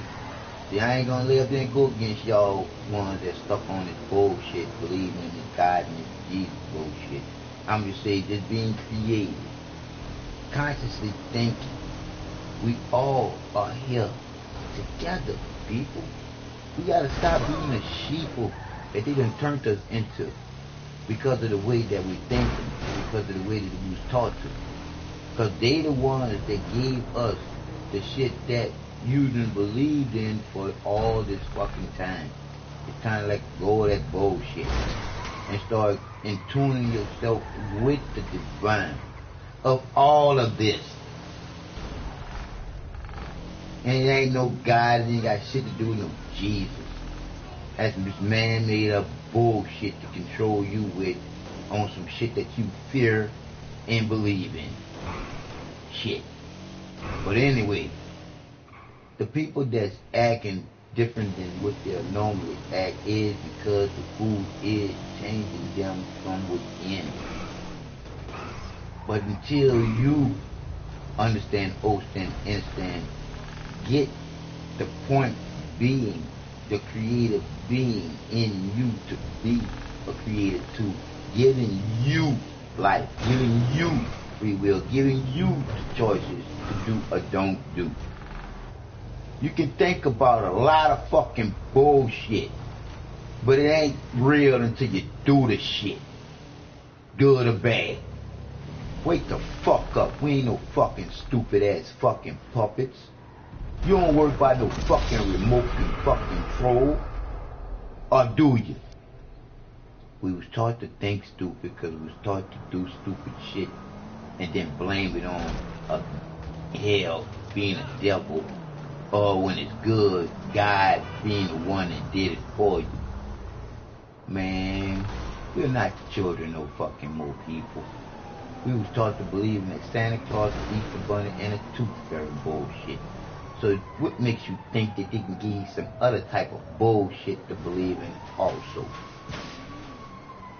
When I think about me not knowing how to read or write, and me knowing that I can't lie to the divine creator of having a life, just as well as I know I can't lie to myself, as soon as I learn how to read and write, I'm gonna write the fucking algorithm.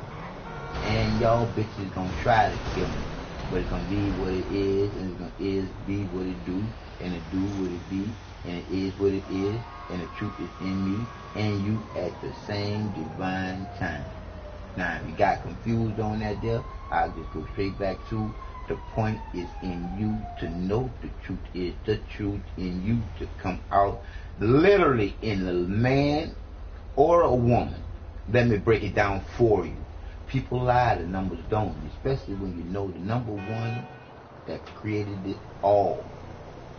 So, in a man, the truth comes out of the man, literally comes out of the man in the form of sperm. And the truth literally comes out of the woman, literally in the form of a baby, when they both come together. That's life. To those of you that say that your brain is the best, the most important part of you being here, no, it's your fucking heart, stupid ass. We were just taught to think stupid, because the heart is the first part that smart, that sparks, that start. We gotta wake up from the stupid ass shit that we've been taught to believe in. We gotta go back into ourselves to know what the truth is within. To be without any doubts or some bullshit somebody trying to tell you to believe in. Pinch yourself, and you're gonna feel that pinch. That's the feeling of the divine being in you to feel that shit. And to not be stupid to think it was a scratch. Oh, we've been taught to be stupid, thinking fucking sheeple people, to not be the people who make the world go round and know that shit. We've been taught to just believe in shit. The fucking truth is, we ain't no fucking kids no more to believe in shit. We are full-grown fucking adults that should know some shit. And when some shit don't make no motherfucking sense, it don't make no fucking sense because it don't. It ain't something. It's bullshit. If the shit don't make sense and you can't make nothing out of it, it's bullshit. To have faith in some bullshit, to say after you have the faith in that bullshit and go the way that that bullshit say go, and then say, damn, I spent all this time on this bullshit, and I should have knew that this was bullshit. But that's just it. The truth is the truth. Y'all don't take time to filter things through y'all hearts. Y'all just go through the bullshit that y'all taught. Just like reading the bullshit that's written in books, some of that shit. It is what it is. The truth is the truth. And there's only one place, and that's in you. And it comes straight out of you from your heart. Unless you're a fucking puppet. And a lot of y'all fight. So anytime you have a people that are consuming on all levels that which is less than what nature intended it to be, you're going to have all kind of imbalances and sickness. Now check this out. If a woman was kidnapped and kept in a dungeon or basement, and every day her daily diet was water or milk or beverage, bread, and hog-head cheese every day. I know, some nasty stuff, but folks eat that stuff, right? But that's what she was fed every day of her captivity. Then one day, she's rescued. She gets free. And she's brought back into quote-unquote civilization, or into the society, whatever, right? One night she goes out to a restaurant, and she has all this choice of food, but she chooses water or milk, bread, and hog-head cheese. We would have to look at her psychology. Now, why would a person who is now free choose to eat the diet of her captivity? Well, we can apply the same thing generally across the board to so-called African Americans. Why are we eating the slave diet when we're supposed to be free? And I'm going to say this here, not to just the brown people. I'm going to say this to the cockers also. Hey, y'all can eat healthy to think healthy. Because when you eating meat, you ain't thinking straight. Because when you think about that animal running on the earth, trying to get away, and you trying to catch it, kill it, to eat it. Even with the billions of dollars funneled into the Western but then you pray to God or Jesus about some bullshit. You just took the life away from an animal that didn't do you shit. We was taught to be stupid fucking sheep and do stupid shit. To a point where chemical concoctions are paraded as miracle cures. Though thousands die in America every year taking prescription drugs exactly as directed, we often look to these same drugs as the only remedy for disease. One of the least addressed issues brought forth when tackling these ailments seems to be the subject of diet. There you go. Mad scientists. The mad scientists. That's what I call them bitches. The mad scientists. And them niggas in the lab, boy, create all types of motherfucking diseases and shit. Western medicine approaches mad scientists. What I mean fair use, motherfuckers. Fair use. I'm using this shit and not getting paid for it. But I'm telling the truth, boy, I watch this shit. It's some bullshit, because we do bullshit, and we need to wake up. As far as it goes, but it absolutely begs the question, does it need to be that way? Doctors and people that are in this Western medicine are not there to truly cure and heal people. No. They are there to put a Band-Aid on the problem. No, they ain't gonna put a Band-Aid on it. Here, I might fix that, but that Band-Aid got this other thing on it, so now you have to go cure that. Yeah. So it's just like this constant repetitive cycle where you constantly going to the doctor for something else, because I might have said I have a headache and I come get this prescription, and now all of a sudden I have nausea, so now I need something else to fix the nausea. So they're doing nothing but benefiting off of us. Yes, they are. You go to the doctor right now, next thing you don't know, if your leg ain't broken up, they're going to give you a strip. And then they tell you that 10 milligram ain't working, they tell you to double up, take 40, or take 100. So we're dealing with medical warfare also. A lot of those medications have a lot of side effects. You know, they may, treat the system of this, but can cause, kidney failure, liver bleeding, a whole number of things. They're overly prescribed because we have to think about these pharmaceutical companies. It's business. I just feel as though it's a way to, manage your illness instead of heal yourself from the illness or whatever you're going through. Western medicine hasn't benefited anyone. Western medicine is really built on mystery and trial and error. I don't fault the whole trial and error because that's part of the scientific process. But when we look at, again, going versus one where it's trial and error and it's based on drugs and chemicals versus nature. Come on, baby. Which could be also trial and error, but I'd rather deal with that trial and error than the chemical. I think I have a better chance. Yes, you do. Versus chemical.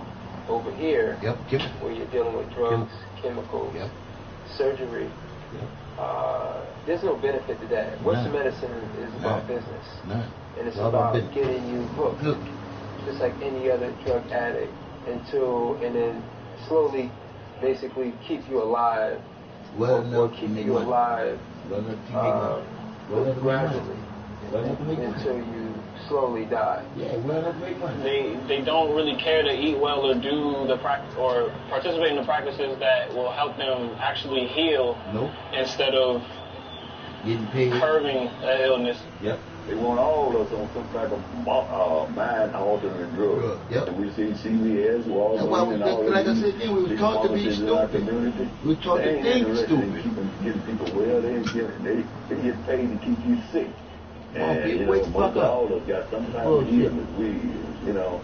It's almost like one big mental ward in our community. Everybody's on some type of mind-altering drug. Come on now. Some type of prescription drug. You go to the doctor for a particular reason, and next thing you know, all they gonna do is give you prescription. Take this pill, take that pill, pill to wake up, pill to go to sleep. A pill to think. A pill to have a good sex life. They got pills for everything.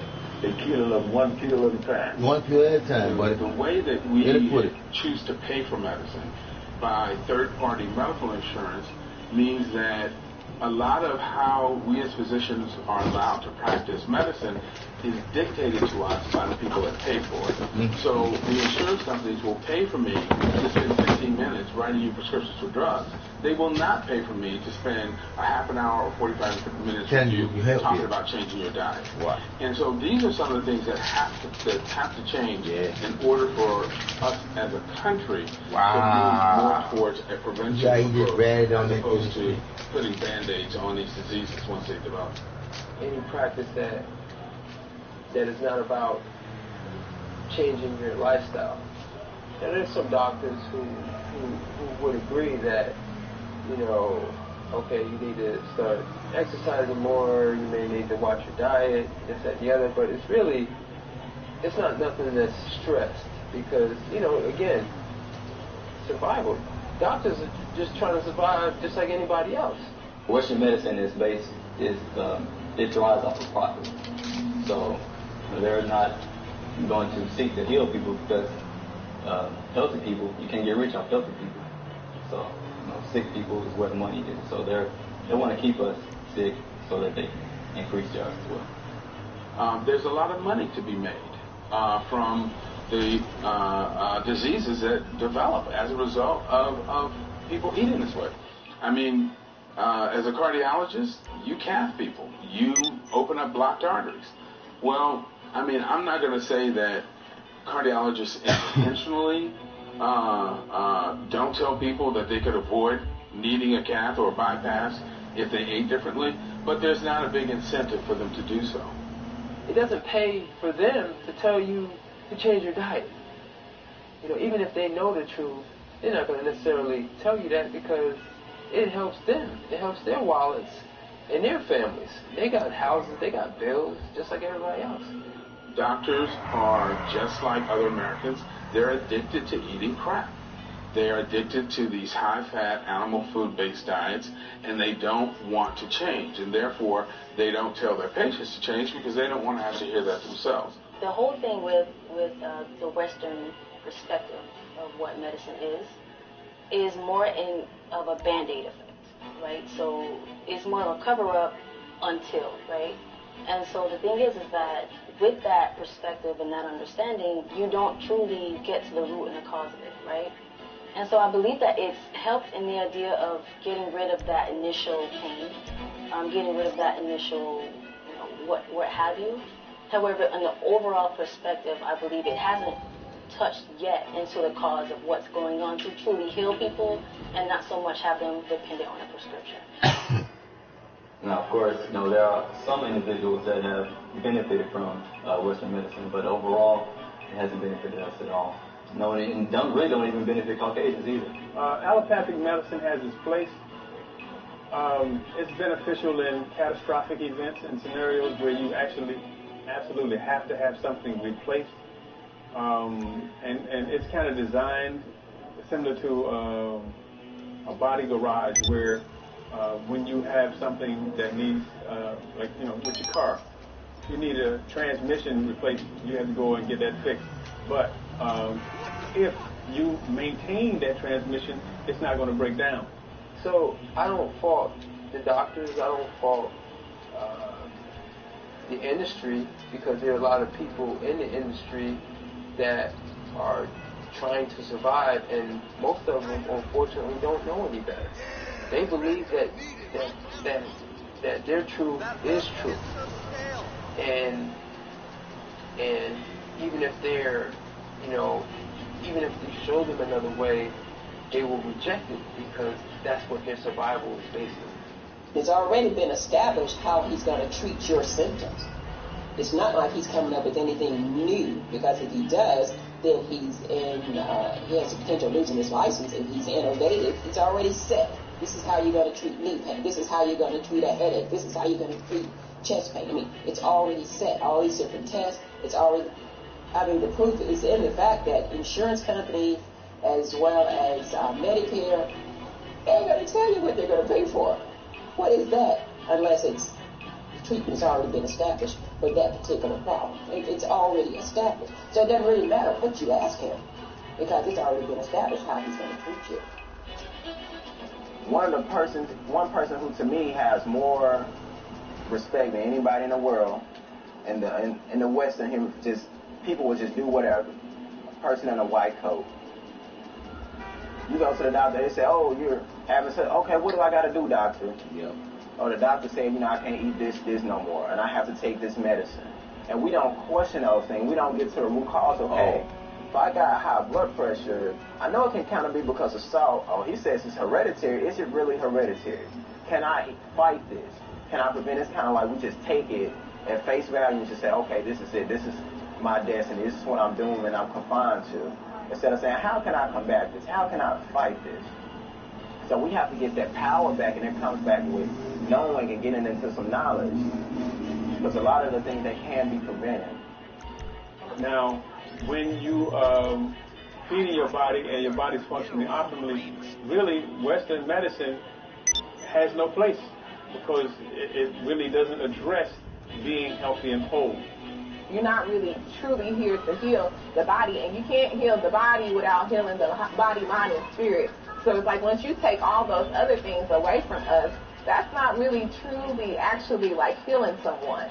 And that's what a doctor is supposed to do, is truly like help heal this process. And if you can't compartmentalize mind, body, and spirit, if someone is dis-eased in their body, they're also dis-eased in their mind, they're dis-eased in their spirit. So you have to put all those things together holistically. Western medicine treats each organ as if it's a separate entity, not connected to the rest of the body. Yes, it may be a separate entity, but it's connected to the body as a whole.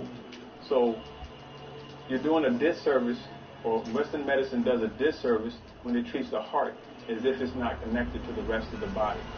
You know, specialization is okay, but it's not holistic because it separates and breaks down and makes everything disjointed. And that's why, you know, not only is health breaking down, our communities are breaking down as well. Vaccines, drugs, surgery, chemicals, these things are just to basically allow us to continue to eat the lifestyle that most of us are hooked to. It's too much pain and too much inconvenience for us to change our lifestyle. So Western medicine is designed to keep us eating a poor diet. It's just as simple as that. So it has done a good job, you know, because it's like, look, if you eat such and such diet, such as food, even if your heart stopped working, we can give you a new heart. Even if you got to get your gallbladder removed, you got to. So they'll start cutting stuff out of you in order to keep you alive and to keep you living, versus trying to heal and to regenerate oneself. So that's Western medicine's job. Western medicine's job is to keep you eating poorly, because again, and then who is that benefiting? That's benefiting the agribusiness. That's benefiting all these false foodstuffs. You know, that again, is business. When you're miseducated and you begin to eat food that causes body parts to break down to the point where they basically need to be replaced, Western medicine is the place to go to do that. They're not working, and you're taking this thing, you're thinking you're doing something. You're taking these pills every day, sometimes, and you think that you're nourishing the cells, you're getting iron. It might be iron, but it's the wrong iron. So they get paid, because if you make one of them pills, they're selling you for $150 or maybe $25, and something costs 1 cent for that pill. And it's not what you think in there. So they are benefits, and they're getting rich. And richer. Corporations they're really rich. While we are in the hospitals. Organ, penitentiary, because we can't think right, we can't process anything right, we don't have the energy to even hold a conversation, we always on getting mad.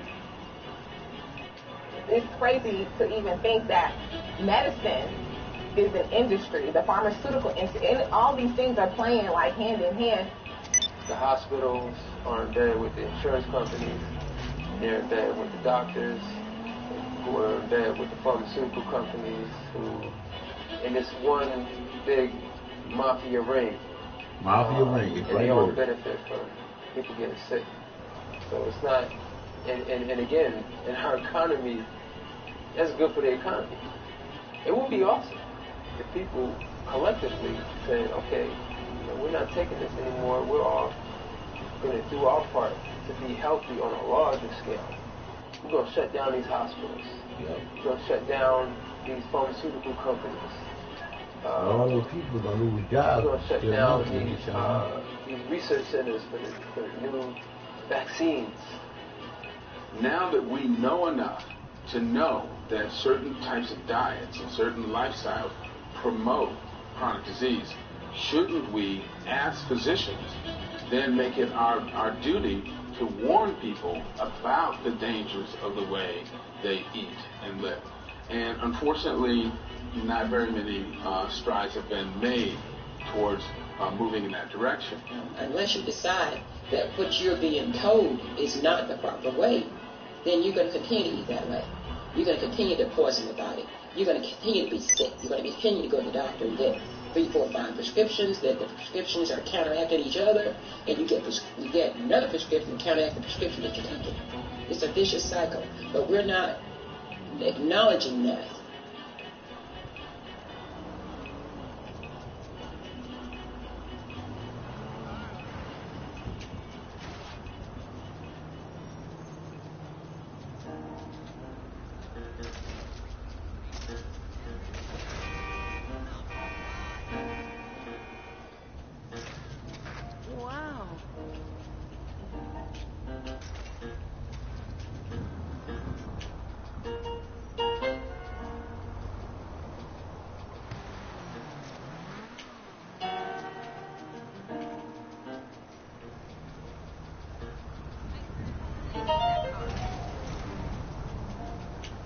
In recent light of alternative methods of healing in the mainstream, we have seen an influx of interest in herb, vegan diets, and holistic healing.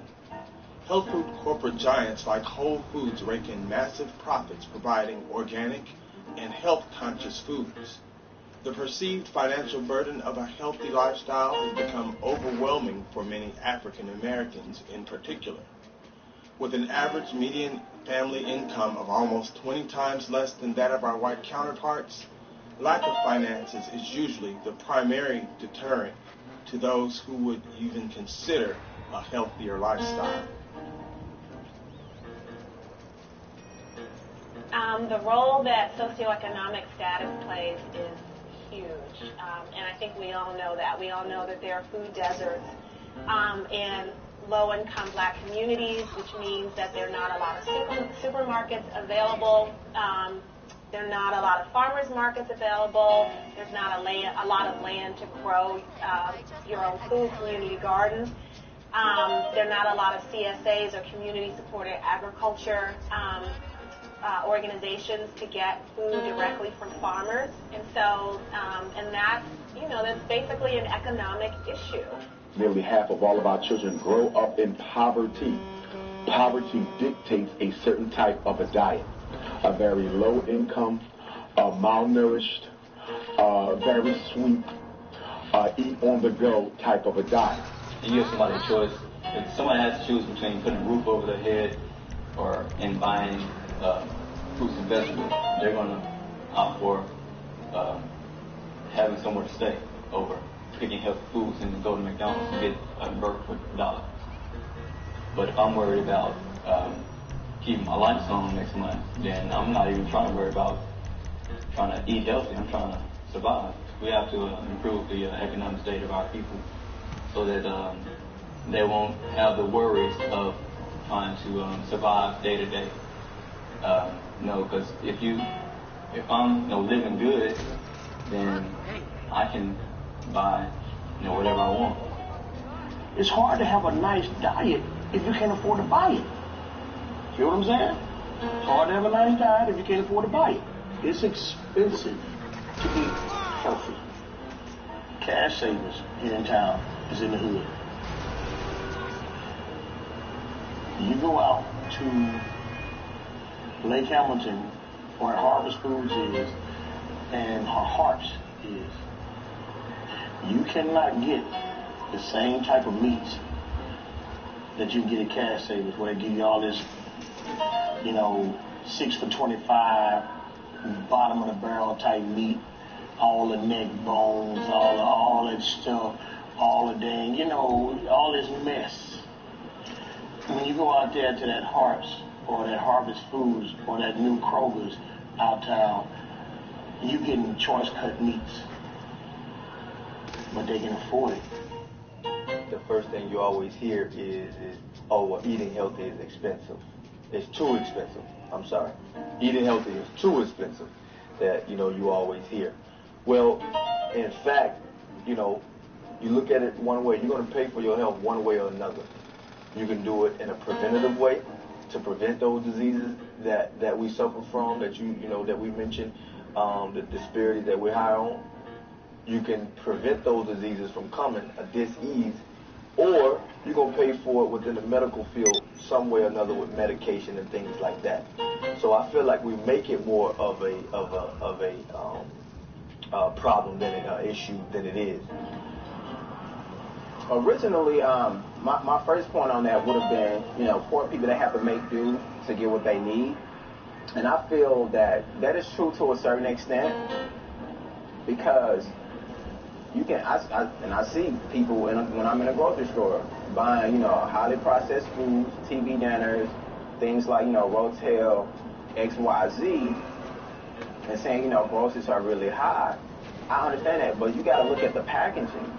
You're paying for a lot of stuff that's already prepared, or you just heat up in a microwave, and that's more costly versus you going to the store, buying some whole grains, buying some, fresh fruits and vegetables, or canned fruits and vegetables, buying those and actually preparing them. So this ties back again into the time constraint, because a lot of people are working, they're stressed out, and they just try to make something fast for their kids and their families or themselves.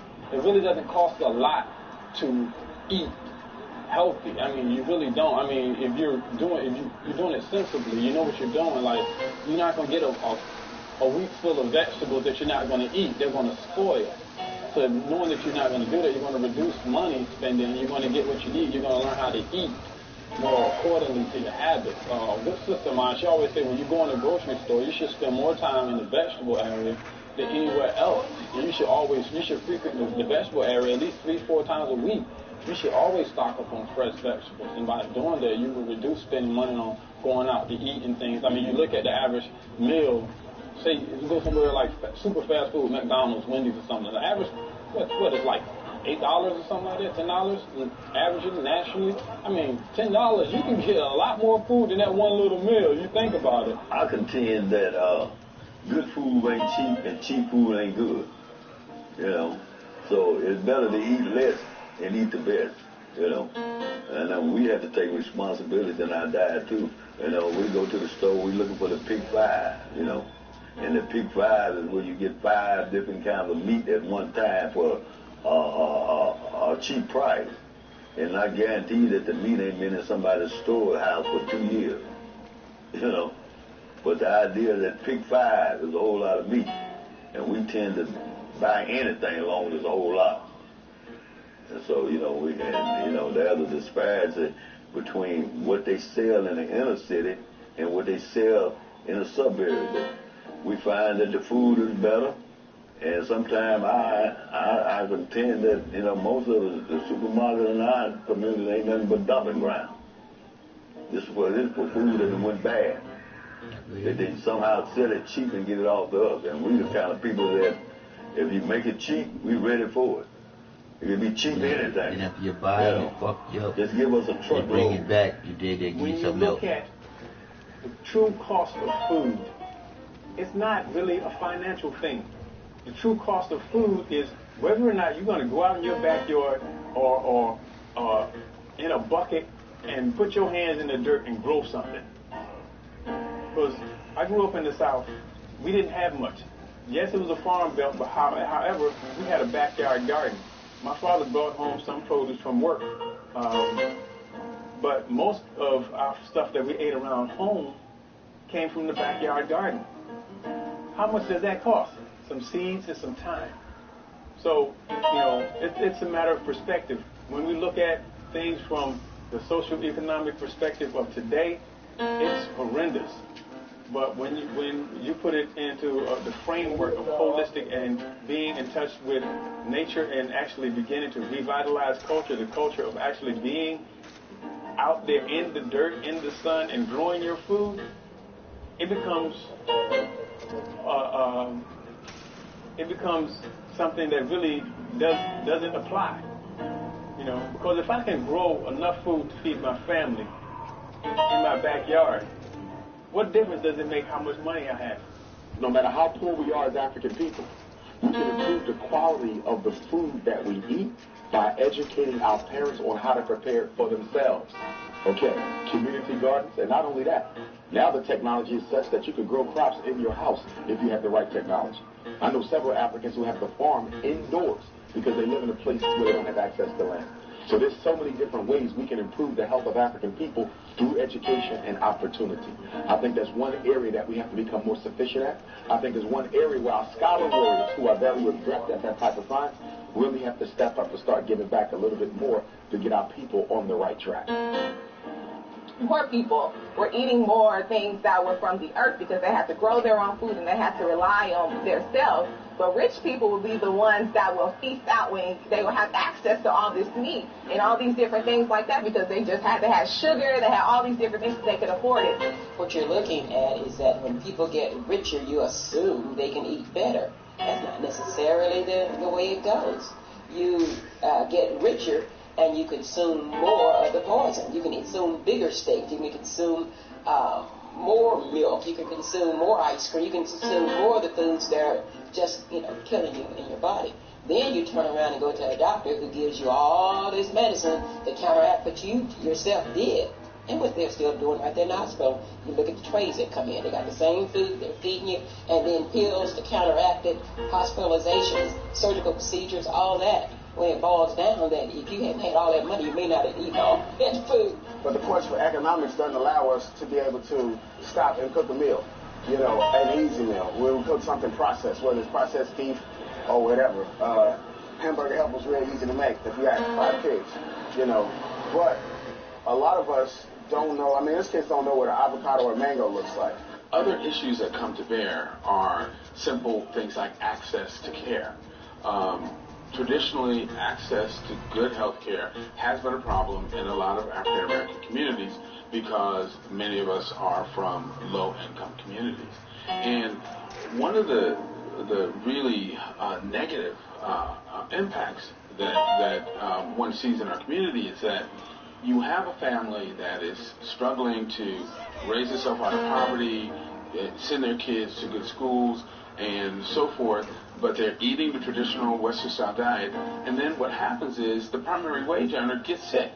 The father or the mother comes down with diabetes or has a heart attack that leaves them a cardiac cripple, and then instead of the family being able to funnel resources in to educating their kids, getting them into, advanced placement courses or academic programs, all of the money then has to go to taking care of, dad and his diabetes, or Big Mama and her, heart disease. And as a result, it drags the family back down into poverty.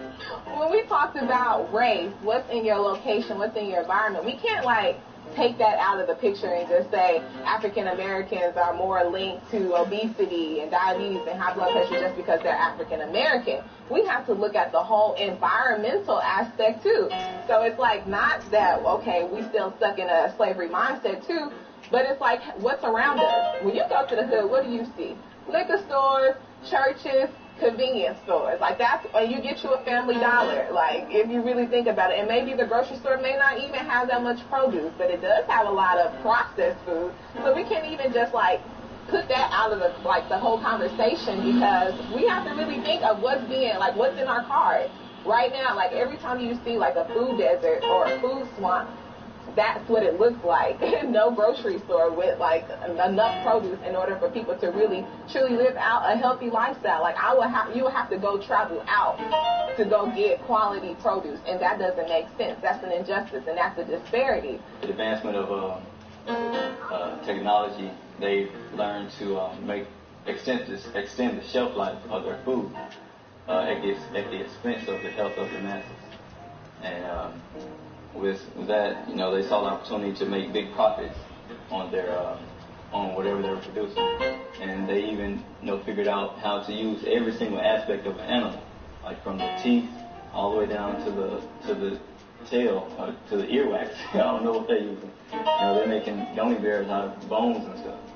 So basically, we all know, the 4 food groups, and then there was the pyramid, and then now there's the My Plate. And basically, that's when the U.S. government started to tell folks how to eat, the USDA. And that basically started because during World War I, back in 1917, the federal government basically wanted their troops to be healthier and the laborers at home to be healthier. And so when people were enlisting, they found that there were all these nutrient deficiencies. And so they decided to issue guidelines so that you have healthier troops to go out and fight war. That's really how these guidelines got started.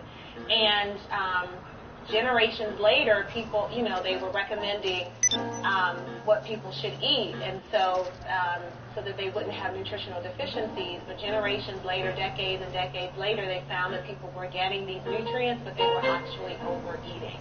And so they were having dietary issues, chronic disease issues because of overconsumption. And so the dietary guidelines then started to tell people to eat less of certain things to get healthier. So the food industry, decided or realized that was affecting their profits. And because the food industry is about making money and not creating healthy citizens, it's not a nutrition, they're not nutrition social service agencies, as Marion Nestle likes to say.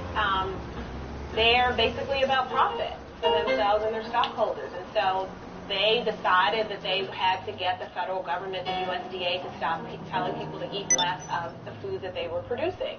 So through campaign contributions and lobbyists, they got those dietary recommendations changed, and that's basically what we're seeing today. These dietary recommendations that the federal government issues every 5 years are primarily based on profits for the food industry and not health for Americans. When the food industry was industrialized in the 1950s and all this mass production of food started to occur, that was a boon for the food industry, to the point that we now produce more food than is needed by the U.S. population. The USDA's purpose is to not only tell Americans what to eat, but also to make sure that there are healthy profits for the food industry. And so they're talking out of both sides of their neck, right? And the food industry makes sure that balance is shifted towards them, towards profit. So that's really where we are when it comes to food. The food industry is the largest industry in the United States, period. It's all about them getting rich and we getting unhealthy. That's what the play is playing about. The masses getting rich while we are heading to the hospitals and to the penitentiary. And all we have to go there because that's what we have. That's what's going on.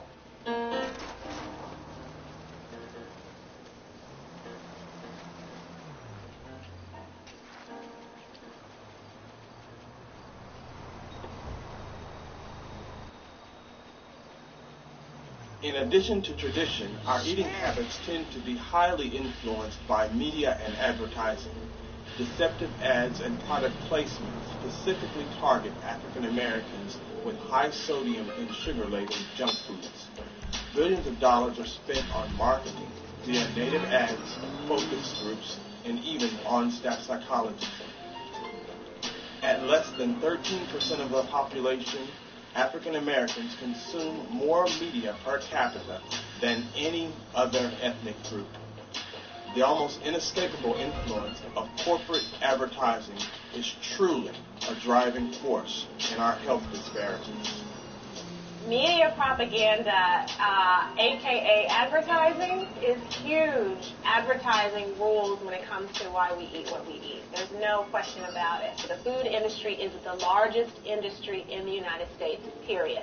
The industry spends more than $35 billion a year on food advertising. And so a lot of people think that they're too smart or sophisticated to have food advertisements determine what they eat. But the reality is 70% of all food advertising that you see on television is for fast food, junk food, sweets, and snacks. Only 2% is for fresh fruits, fresh vegetables, whole grains, foods that we all know are good for us. This is what the food industry is all about. It's basically about healthy profits for industries and not creating healthy citizens. It is a well-known fact that fast food restaurants target communities of color. So you drive through inner city communities, there's a KFC or a Burger King or a McDonald's on almost every street corner, kind of interspersed between the liquor stores. Whereas if you go out to the suburbs, you don't see that. And so, number one, they target us, and then they try to make us think it's cool to eat, their food. So, if you want to be cool, you want to be popular, you eat at Mickey D's, and they try to make it sound very interesting. KFC has this big thing where it talks about the convenience of bringing home fried chicken to your family. Now, it doesn't tell you what's going to happen to your family if they eat that crap, but they just tell you that it's convenient and that if you buy a bucket, they're going to give you a cake. So they make it really easy to buy this food that's, number one, subsidized by government subsidies, and then they try to make us think that somehow it's cool and will be popular and that eating this way equates with success. And so those are all sort of subtle psychological messages that they use to try and convince people that if you want to be perceived as being successful, if you want to be perceived as being cool, then you need to eat this, this food that we're selling.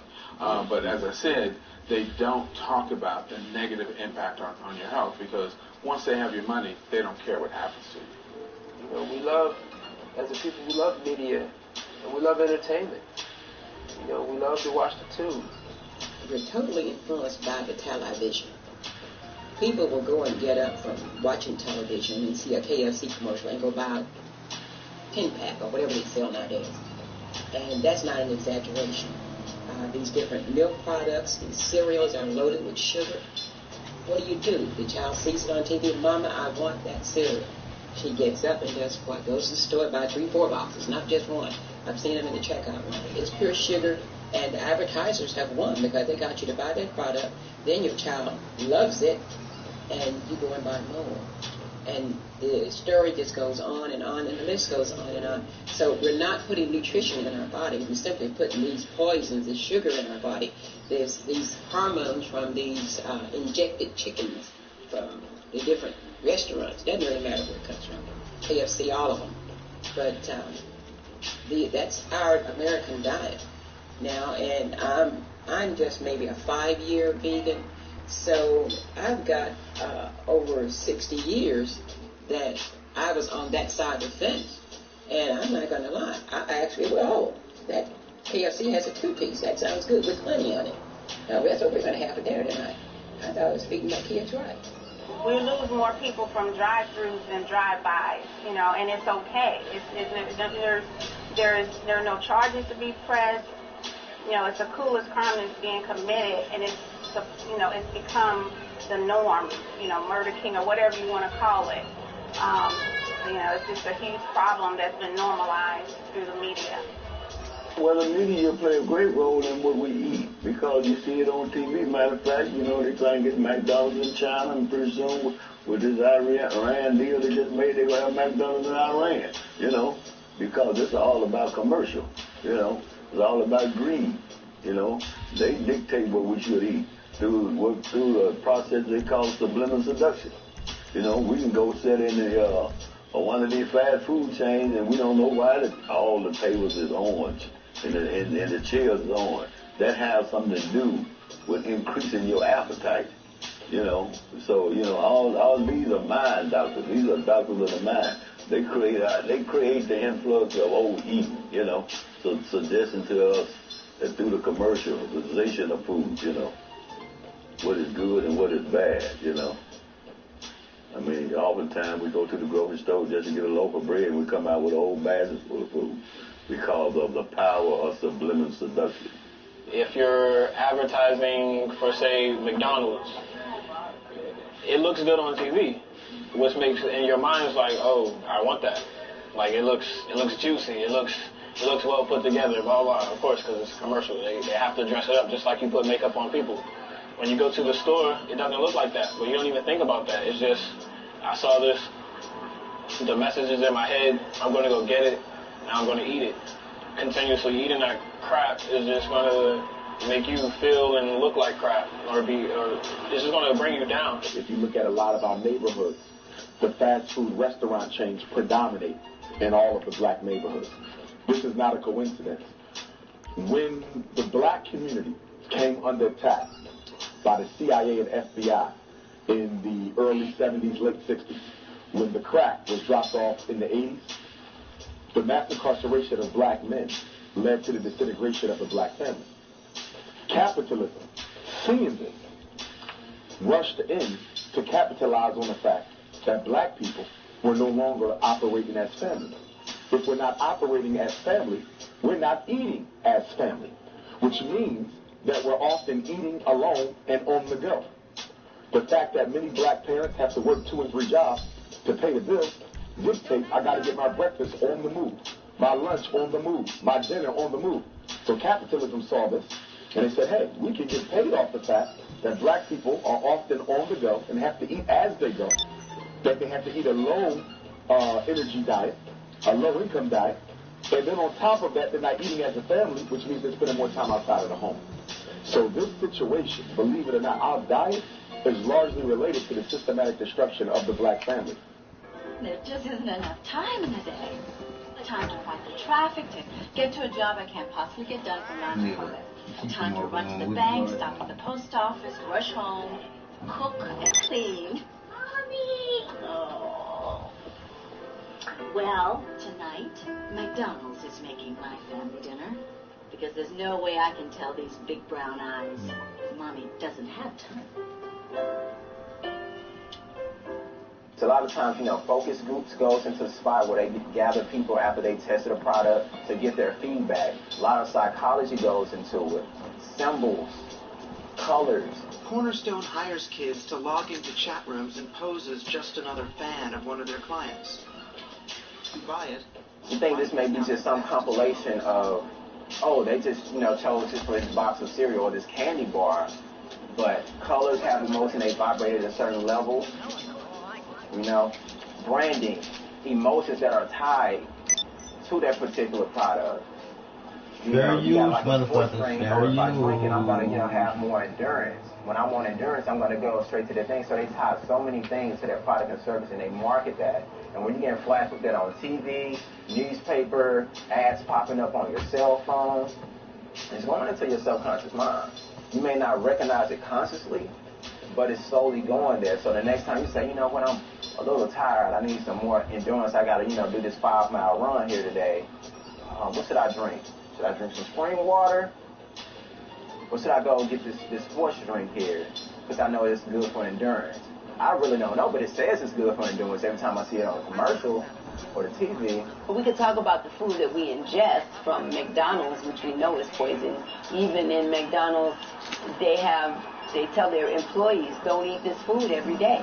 Yet there are millions of people who eat the food every day, the consumers. Yet they don't even want their own people eating the food every day because they know it's not good for them. We want to do Captain D's, Mickey D's, the D's, and we are Italians, and we want to be everything but what, I don't know what an African's supposed to eat. If you can take a chicken that would take 90 days to get a good fry, and you can develop a chicken in 6 weeks, then you got to tell you something, That's why we see young people wearing size 13 shoes. We see young girls coming on the menstrual cycle at 9 years old because of the food, the diet itself. The diet is part in itself. So we have to be very careful what we allow to put into our system, because it have a direct effect on how we think. Whether it's a commercial on the radio or on the television or the movies, peer pressure from family members who have been eating a certain kind of way forever, since slavery, friends and so on and so forth. I mean, even people that get high and they smoke an herb, most of the stuff is GMO herbs. Unless you're growing your own marijuana, you are dealing with genetically modified organisms that are in the marijuana that are causing all kind of problems to people. It's all about ignorance. We didn't know. We put faith in these people. We put faith in what we see on TV because of ignorance. Not because that we were ignorant, not because we weren't smart enough. It's because we haven't been taught. We wasn't taught these things. We put faith in what these people were saying. These doctors and things. These people were saying that, these things are good for you. They are chronic liars. I mean, they lie to us constantly, all the time. Lying.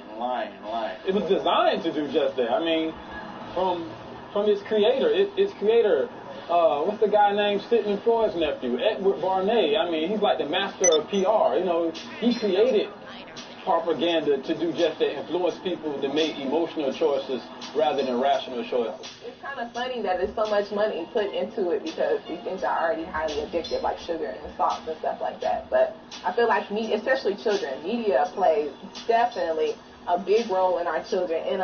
And so many children are being raised right now by the television. So it's so scary to even think like what are they being fed? Like, what is their reality? Like, because as a child, I mean, they're so innocent and pure. Now, what are they being fed and told? And now this is starting to shape truly who they are. Like, so we have to be careful of our children, too, and what they're being fed, because at least we, as an adult, like, we have the mindset, okay, well, I can maybe compare and contrast.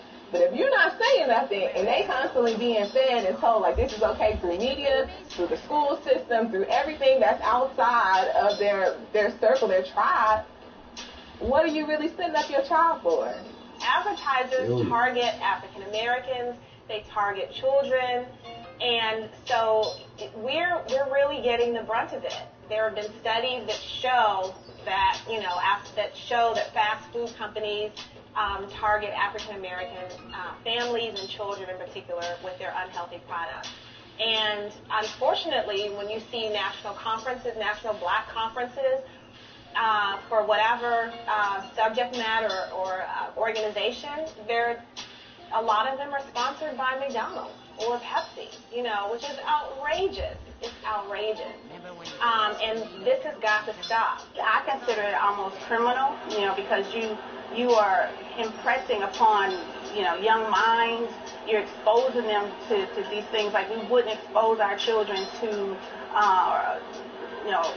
certain things that we consider to be deviant behavior. We wouldn't expose them to pornography and all that sort of thing. But it's legal for the media to flood our children with all these commercials that impress their minds, and and it makes it, it just changes their mentality. And so, like with me, even though I should send my children lunch to school, when they get to school, because the dominant culture makes it everything else normal, then they feel like something is wrong with them because they have something so-called healthy. And so it makes something healthy the alternative as opposed to the standard. Yep. And it's like if you go in a grocery store, a regular grocery store, and they have a health food section, then it's like, what is the rest of the store to be considered? And it's because of the mentality and all the influence of media that makes it supposedly okay. I mean, you used to be able to find lots of cigarette company ads in black magazines way past the time that they stopped advertising so much in white magazines. And it's an economic issue. I mean, I get that. We don't get the same funding and grants and underwriting from corporations, but we've got to do better. It's not acceptable that McDonald's and Pepsi and companies and KFC or whomever else or whatever other companies are advertising through our conferences, pushing this food to us. So there's advertising in all of these kinds of ways that affect what we eat. And the way to fight that basically is to arm yourself or arm ourselves with information and knowledge. And it's not just that it's advertising that we see on television, but it's advertising that these corporations do at health conferences also. The American Dietetic Association and other nutrition organizations, they underwrite their conferences, right? Which means that they're going to promote and push their food, and it's going to affect what they dictate or what they say to their clients about what to eat. When I was in graduate school at New York University, I asked my professors why they promote or they teach a meat and dairy-based curriculum when they know that plant-based foods are healthiest? And the answer I was given was that the USDA requires that they teach a meat and dairy-based curriculum in order for them to retain their accreditation. Ridiculous, but it's true. And then someone went on to say, a professor of mine went on to say, well, you know, most people don't want to give up meat and dairy anyway, so if you push plant-based foods, you're not going to get as many clients. Well, what about the ethical considerations of that, you know? But that's propaganda as well. Even in nutrition schools, the USDA requires that meat and dairy is pushed. One of my professors was instrumental in creating the Got Milk campaign and was talking about that in class as if that was a good thing. So it's everywhere. It's everywhere. And, you know, I call it guerrilla nutrition. We have to really get in there and arm ourselves and fight against that.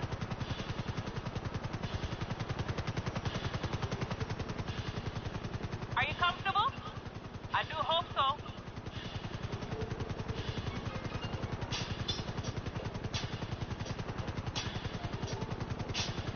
If I get the kids to eat 2 or 3 green beans, I think I've done my job as a mother.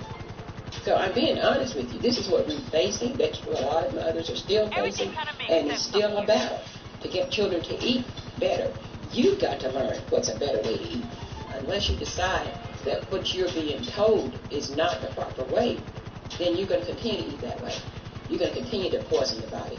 You're going to continue to be sick. You're going to continue to go to the doctor and get 3, 4, 5 prescriptions, that the prescriptions are counteracting each other, and you get another prescription to counteract the prescription that you're taking.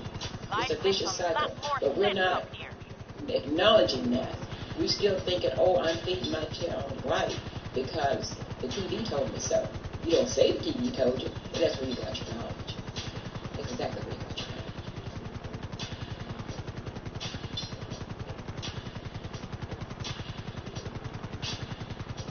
I bet you're happy to be out the LS traffic.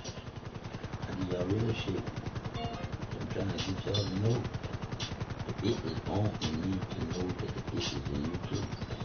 And you need to know that it is being loved. This is the only way to get around San Andreas. From the beach to downtown Los Santos before your hair's dry.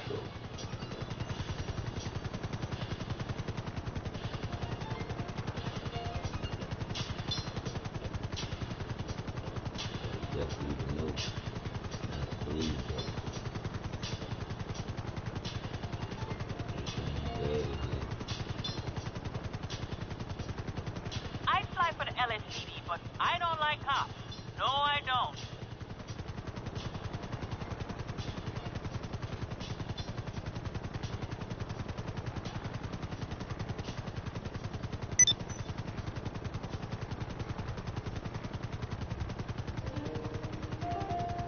I love an argument with gravity, don't you?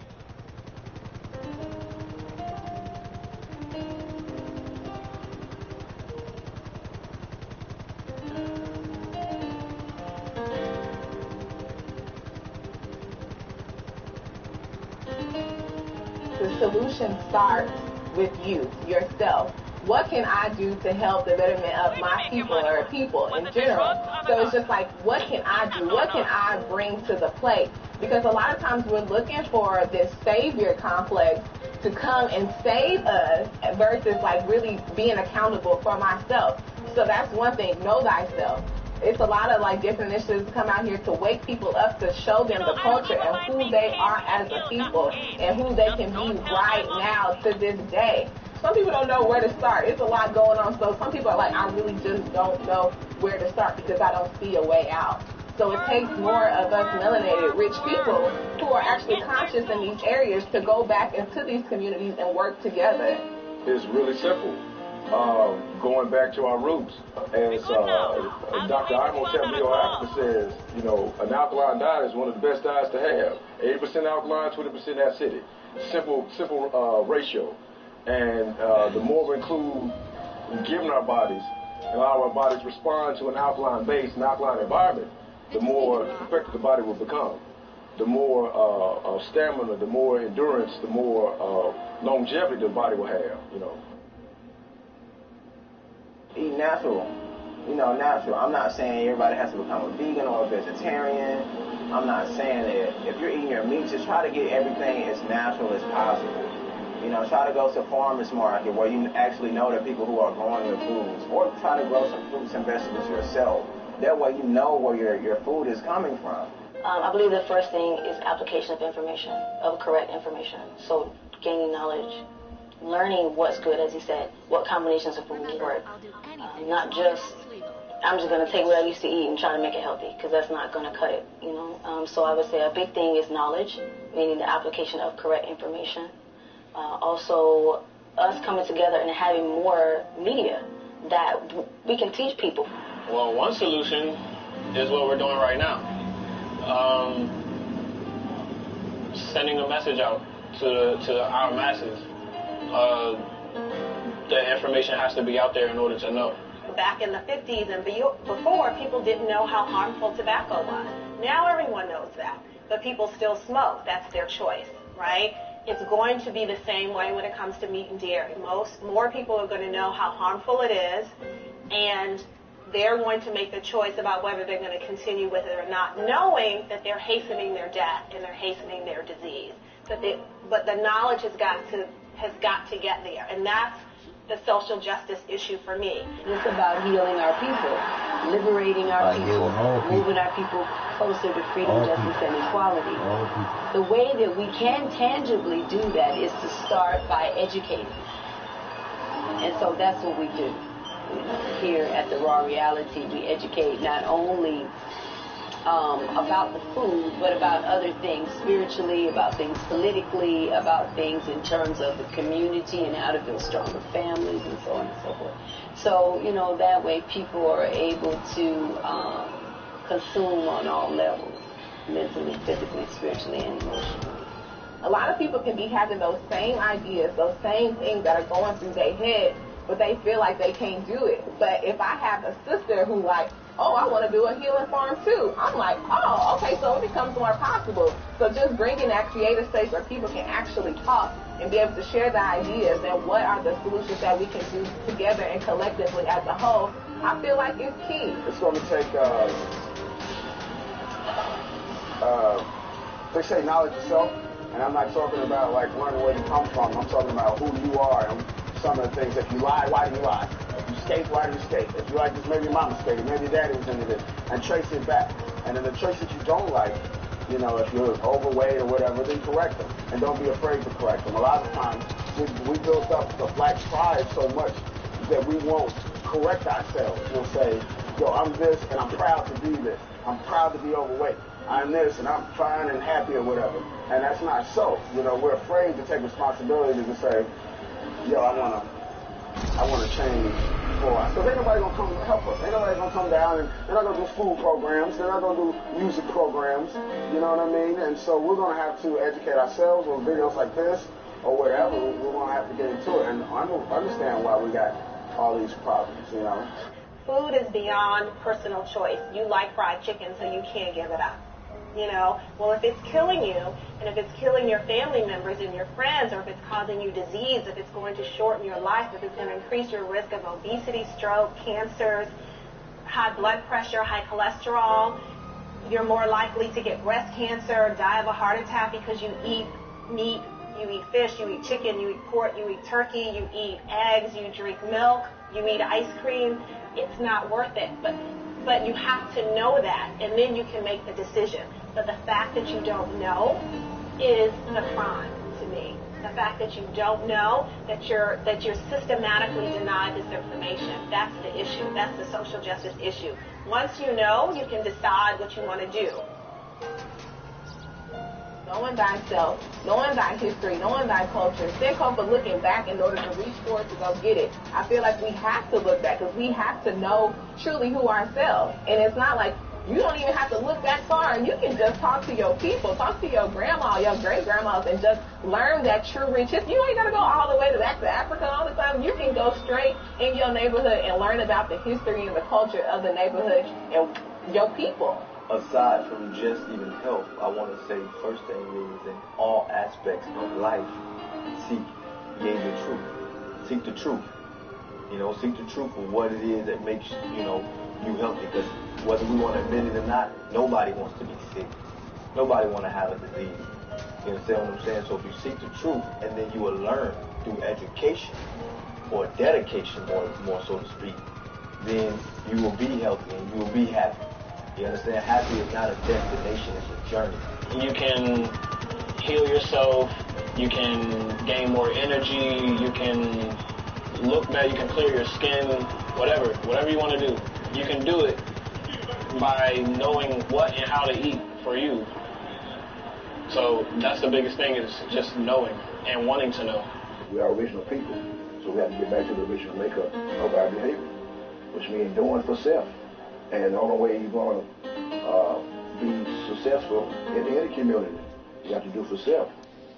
We have to come together as a people to love one another, care for one another. I know it's just easy to say, but it's going to be done.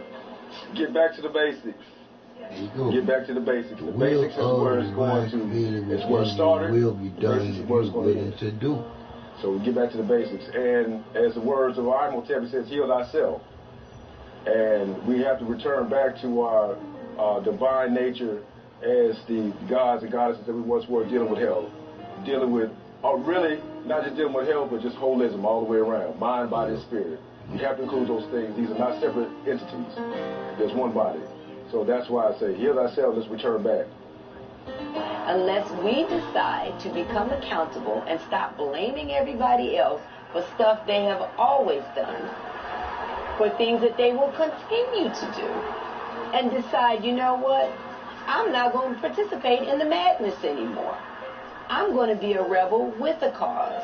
I'm going to be a modern-day revolutionary and choose life. As we have evolved and now we're in a state of being able to really reclaim our own destiny again, we have to be willing to change our diet to a live it, meaning that we are eating to live rather than eating to die. And thus it allows us to really be modern-day revolutionaries without having to pick up a gun or throw a grenade. We can simply choose life, i.e. choosing live foods, healthy foods that are promoting life, and thus allow us to defy the death industry. Number one, we got to educate the children.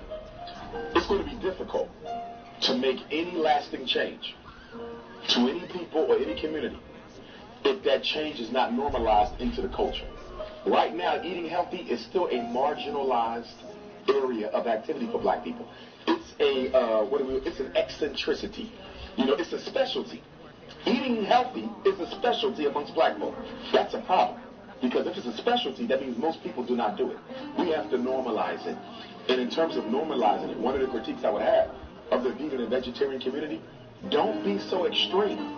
At first, in introducing African people to an alternative diet, a lot of our people are being influenced away from going holistic because the holistic practitioners are coming at them with an all or nothing proposition.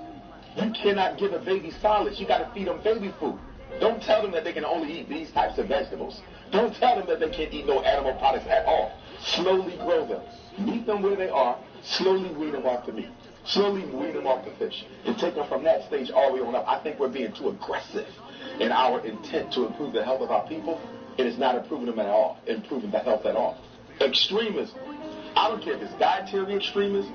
I don't care if it's spiritual extremism, political extremism, ideological extremism, religious extremism.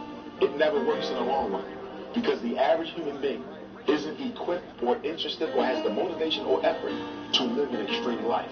So if we want to bring veganism and vegetarianism to African people, let's do it in a very realistic, practical, and patient fashion. Let's get away from the all or nothing proposition because we're going to lose more than we gain. You have to meet people where they are. And the thing is that once you meet people where they are, you have to meet them a level below that. When you're learning trigonometry, they start you out with just like the basics, just so you know that. And you have to build from that. And I think having that institution as far as health and fitness is, it increases circulation. It's a healing process. It's not just you getting big. It's so much deeper than that.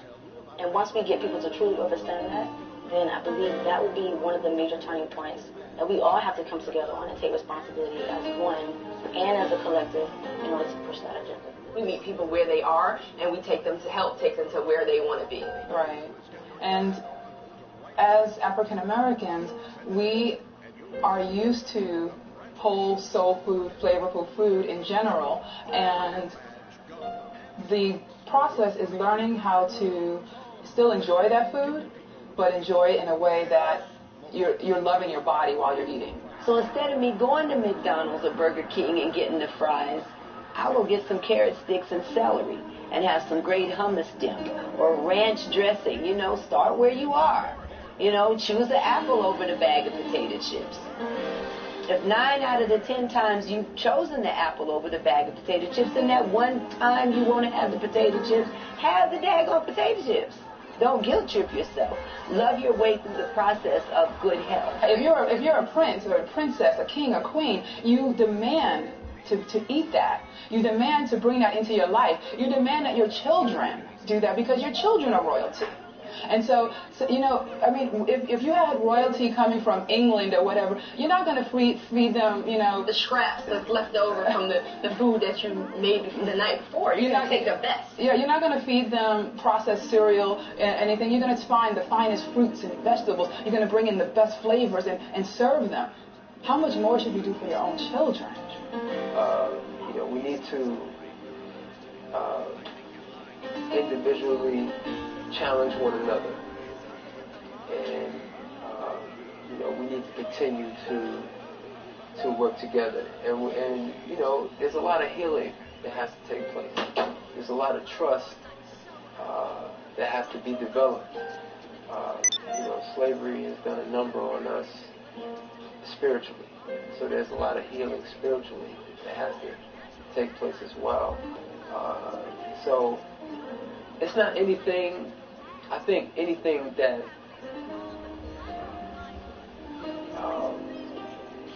that is worth achieving, even if it doesn't happen in my lifetime. You know, that's how we have to think. We have to start thinking generationally. We have to start thinking in terms of legacy. Like, nothing is accomplished in one lifetime. You know, we have to start thinking about our great-grandkids and, you know, starting to establish traditions and values. And so, again, it starts with the individual. It starts with, you know, our families and things of that nature. But I think in terms of, you know, really creating real change, real significant change, it's going to take some time. And we have to be patient. And we have to endure.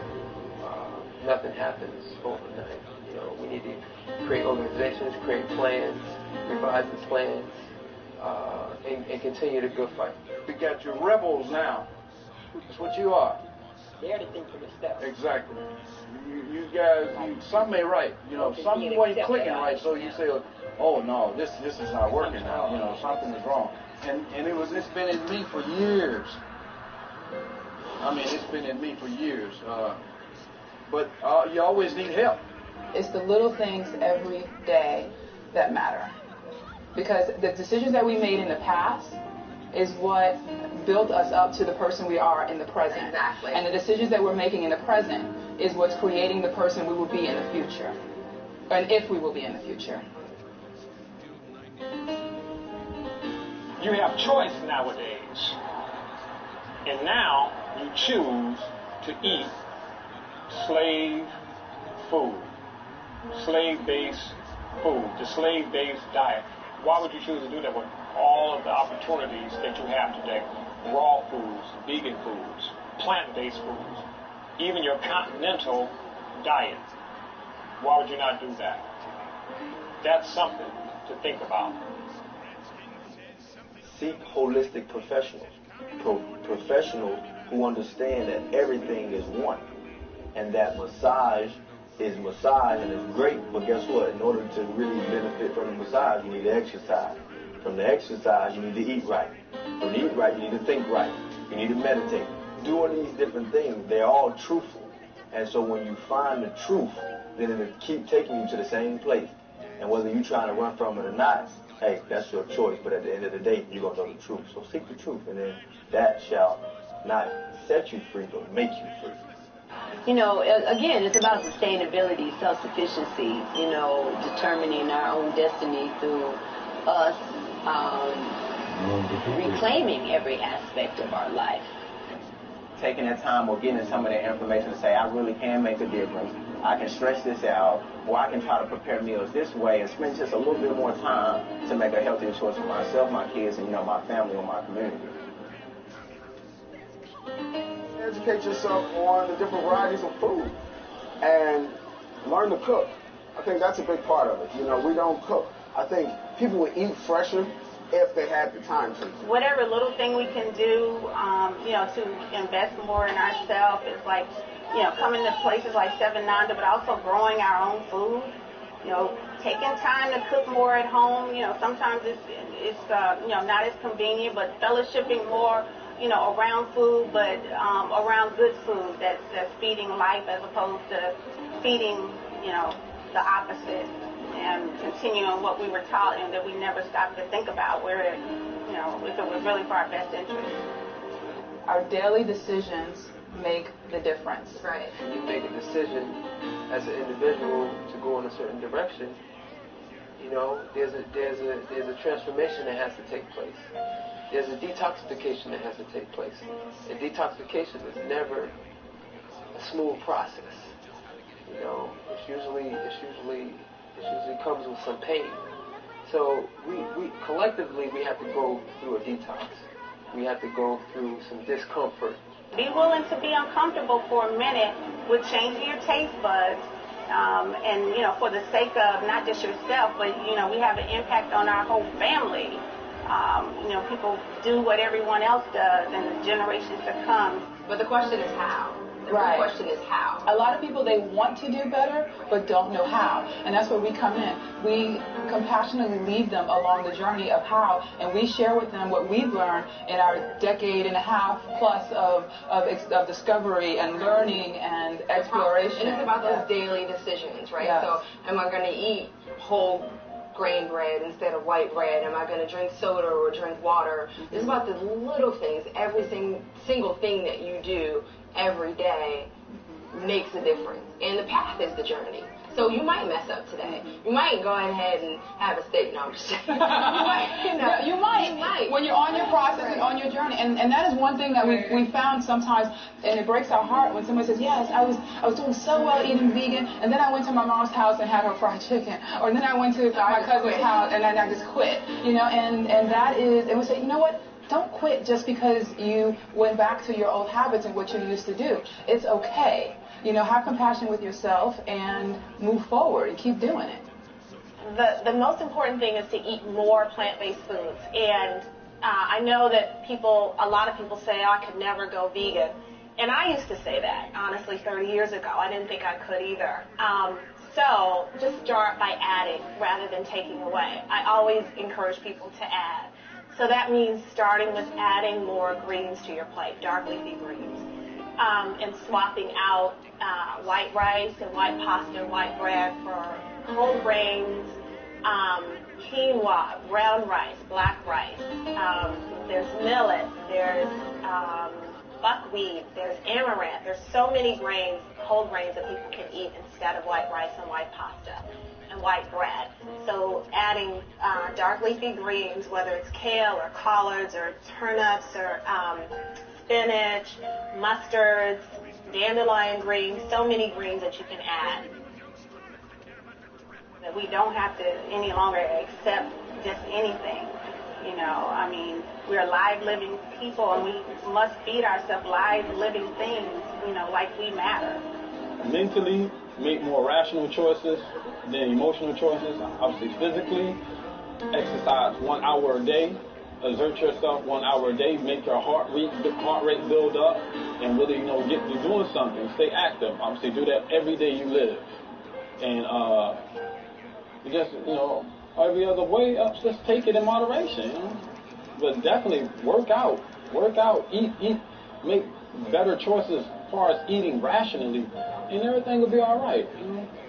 Drink more water, things of that nature, less soda pop and all that, you know, booze and whatever vice you may have. I know it's a hard world we live in, so people have things that they choose to, you know, medicate and get away. But do everything else in moderation. But if you, I truly believe that if you exercise an hour a day, make more rational choices than emotional choices, and not be a binge eater and things of that nature. Eat to live, not live to eat. You know what I mean? Actually, watch what you put in your body, in your belly. The issue of food is affected by racism and this false notion of white supremacy, this system of white supremacy that we live under. Food is not exempt from that. And I have to say that, all of this is intersectional. Like there's a lot of talk going on, not just a lot of talk, a lot of movement, action, activity around Black Lives Matter about police brutality against black men and women, black boys and girls, right?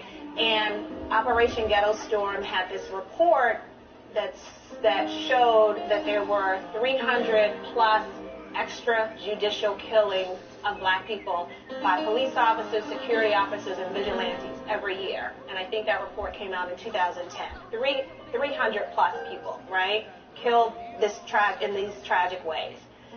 300,000 African Americans die of primarily diet-related chronic diseases every year.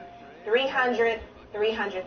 Now, this is not like a game of comparison. This is to show that both of these are preventable tragic deaths, right? And these are interrelated. So there's genocide, there's 21st day lynching going on with the 300 plus deaths.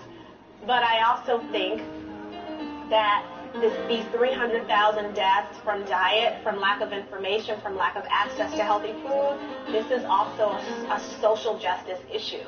And this is also about genocide, and there's no way around that. And it is up to us to change that, to become aware of it. You're protesting all of these things, but you don't see the connection, you going to McDonald's and eating food that's going to hasten your death and hasten your illness and disease. Make the connection, and that it's still true today. That's the connection that people need to see. If they're out there fighting for Black Lives Matter, fight for Black Lives Matter. That is about what you eat too, before, during, and after the march.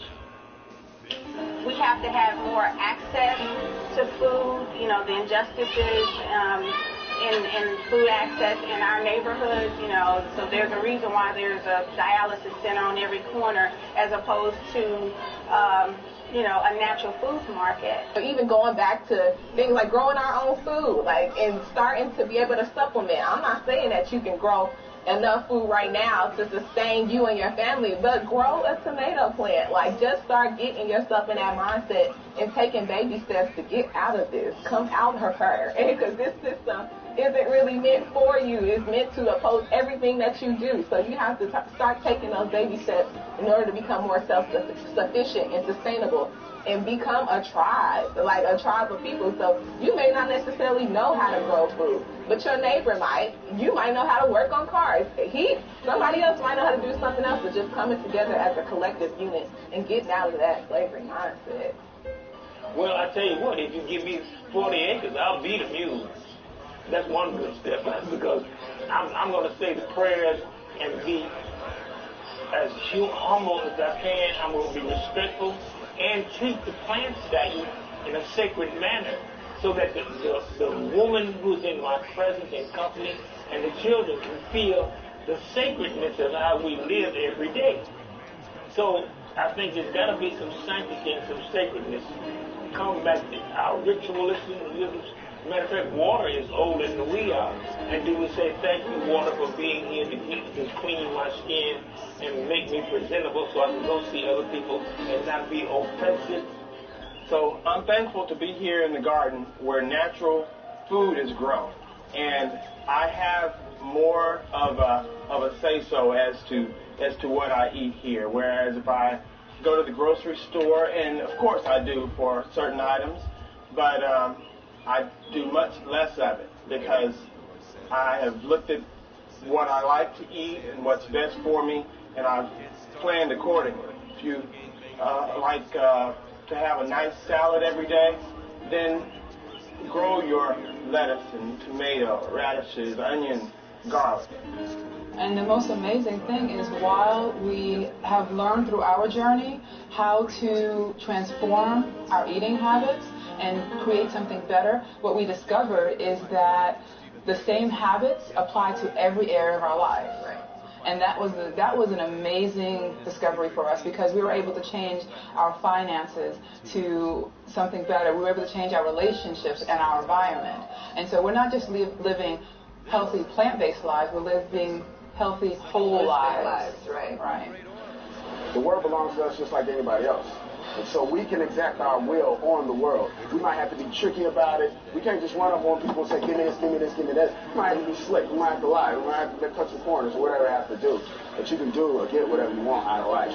It's just going to take some of this. So that was my part, to try to influence some people that look like me and came up like me, and to say, yo, look at him.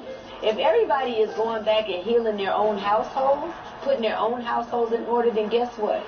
We'll all be better for it. Then we can come together as whole beings, as healthy beings, and create a healthier environment here on the planet.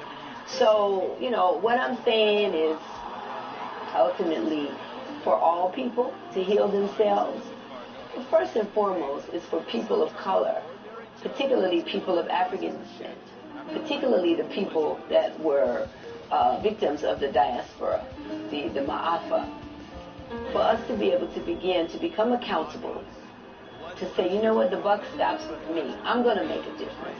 I'm the one I've been waiting for. We are our ancestors' returned. And so it is.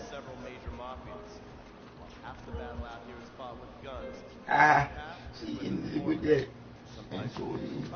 And I just said, it is in you to know that it is to be here with the power to do or not do, and love to do for no material reason, but you're doing because you know it's the right and true thing to do. Fuck all that bullshit. And this is crazy how we've been taught to think and do bullshit. And some of y'all do bullshit. I'm Charlie Sloan, and I am the Marketing Member Services Manager here at Seven Under. What? We're located in Atlanta, Georgia, 467 Moreland Avenue, and Little Five Points is the area. Well, we are a natural food store. We've been in existence since 1974. Mr. Ayuwitu just walked in the store. He's one of our members here at Seven Under. He's been with Seven Under since charter member, long-time member. Seven Under is not just your average natural food store. It's everyone's home away from home. People don't just come in here to shop. They come in here to get love, to give love. Seven Under being a natural food store, we are not only a natural food store, we're also a co-op. And being a co-op, that means that we're owned by the people. We have a membership here of over 3,000 people that we're ran by the people, so that has a lot to do with the decisions that are made here at Seven Under. They're made by the people. So we're not a corporation. So our drives are for members. All of our things are organic. They're locally owned by the farmers here. We do not sell no meat in the store. We don't sell alcohol. Everything in here is vegan and vegetarian. You just wouldn't imagine the people that come in here. We have stars that come in here. Like I said, Andre 3000 was just in here last week. If y'all read comes in here. Chili from what is it? TLC. Yeah, I should know that. Today, the end thing today is healthy eating. So a lot of children nowadays, they're really interested in eating healthy. I had a young lady, she was 12 years old, that came in a couple of weeks ago and did a little thing here at Seven Under, and she runs track. And her thing is, she didn't want to eat those foods and drink those foods that they consider healthy. She wanted to do the celery, and she wanted to eat food, but she wanted it to be healthy. So, like I said, now, here today, in these days and times, the end thing is eating healthy. And Seven Under sets the basis for that. That's what being a natural food store is. You know, it's natural. I mean, people don't want all those chemicals and things in their foods and in their soaps and waters and things. And that's what we came to. That's what Seven Under is all about. 7 Up. Pretty much 7 Up.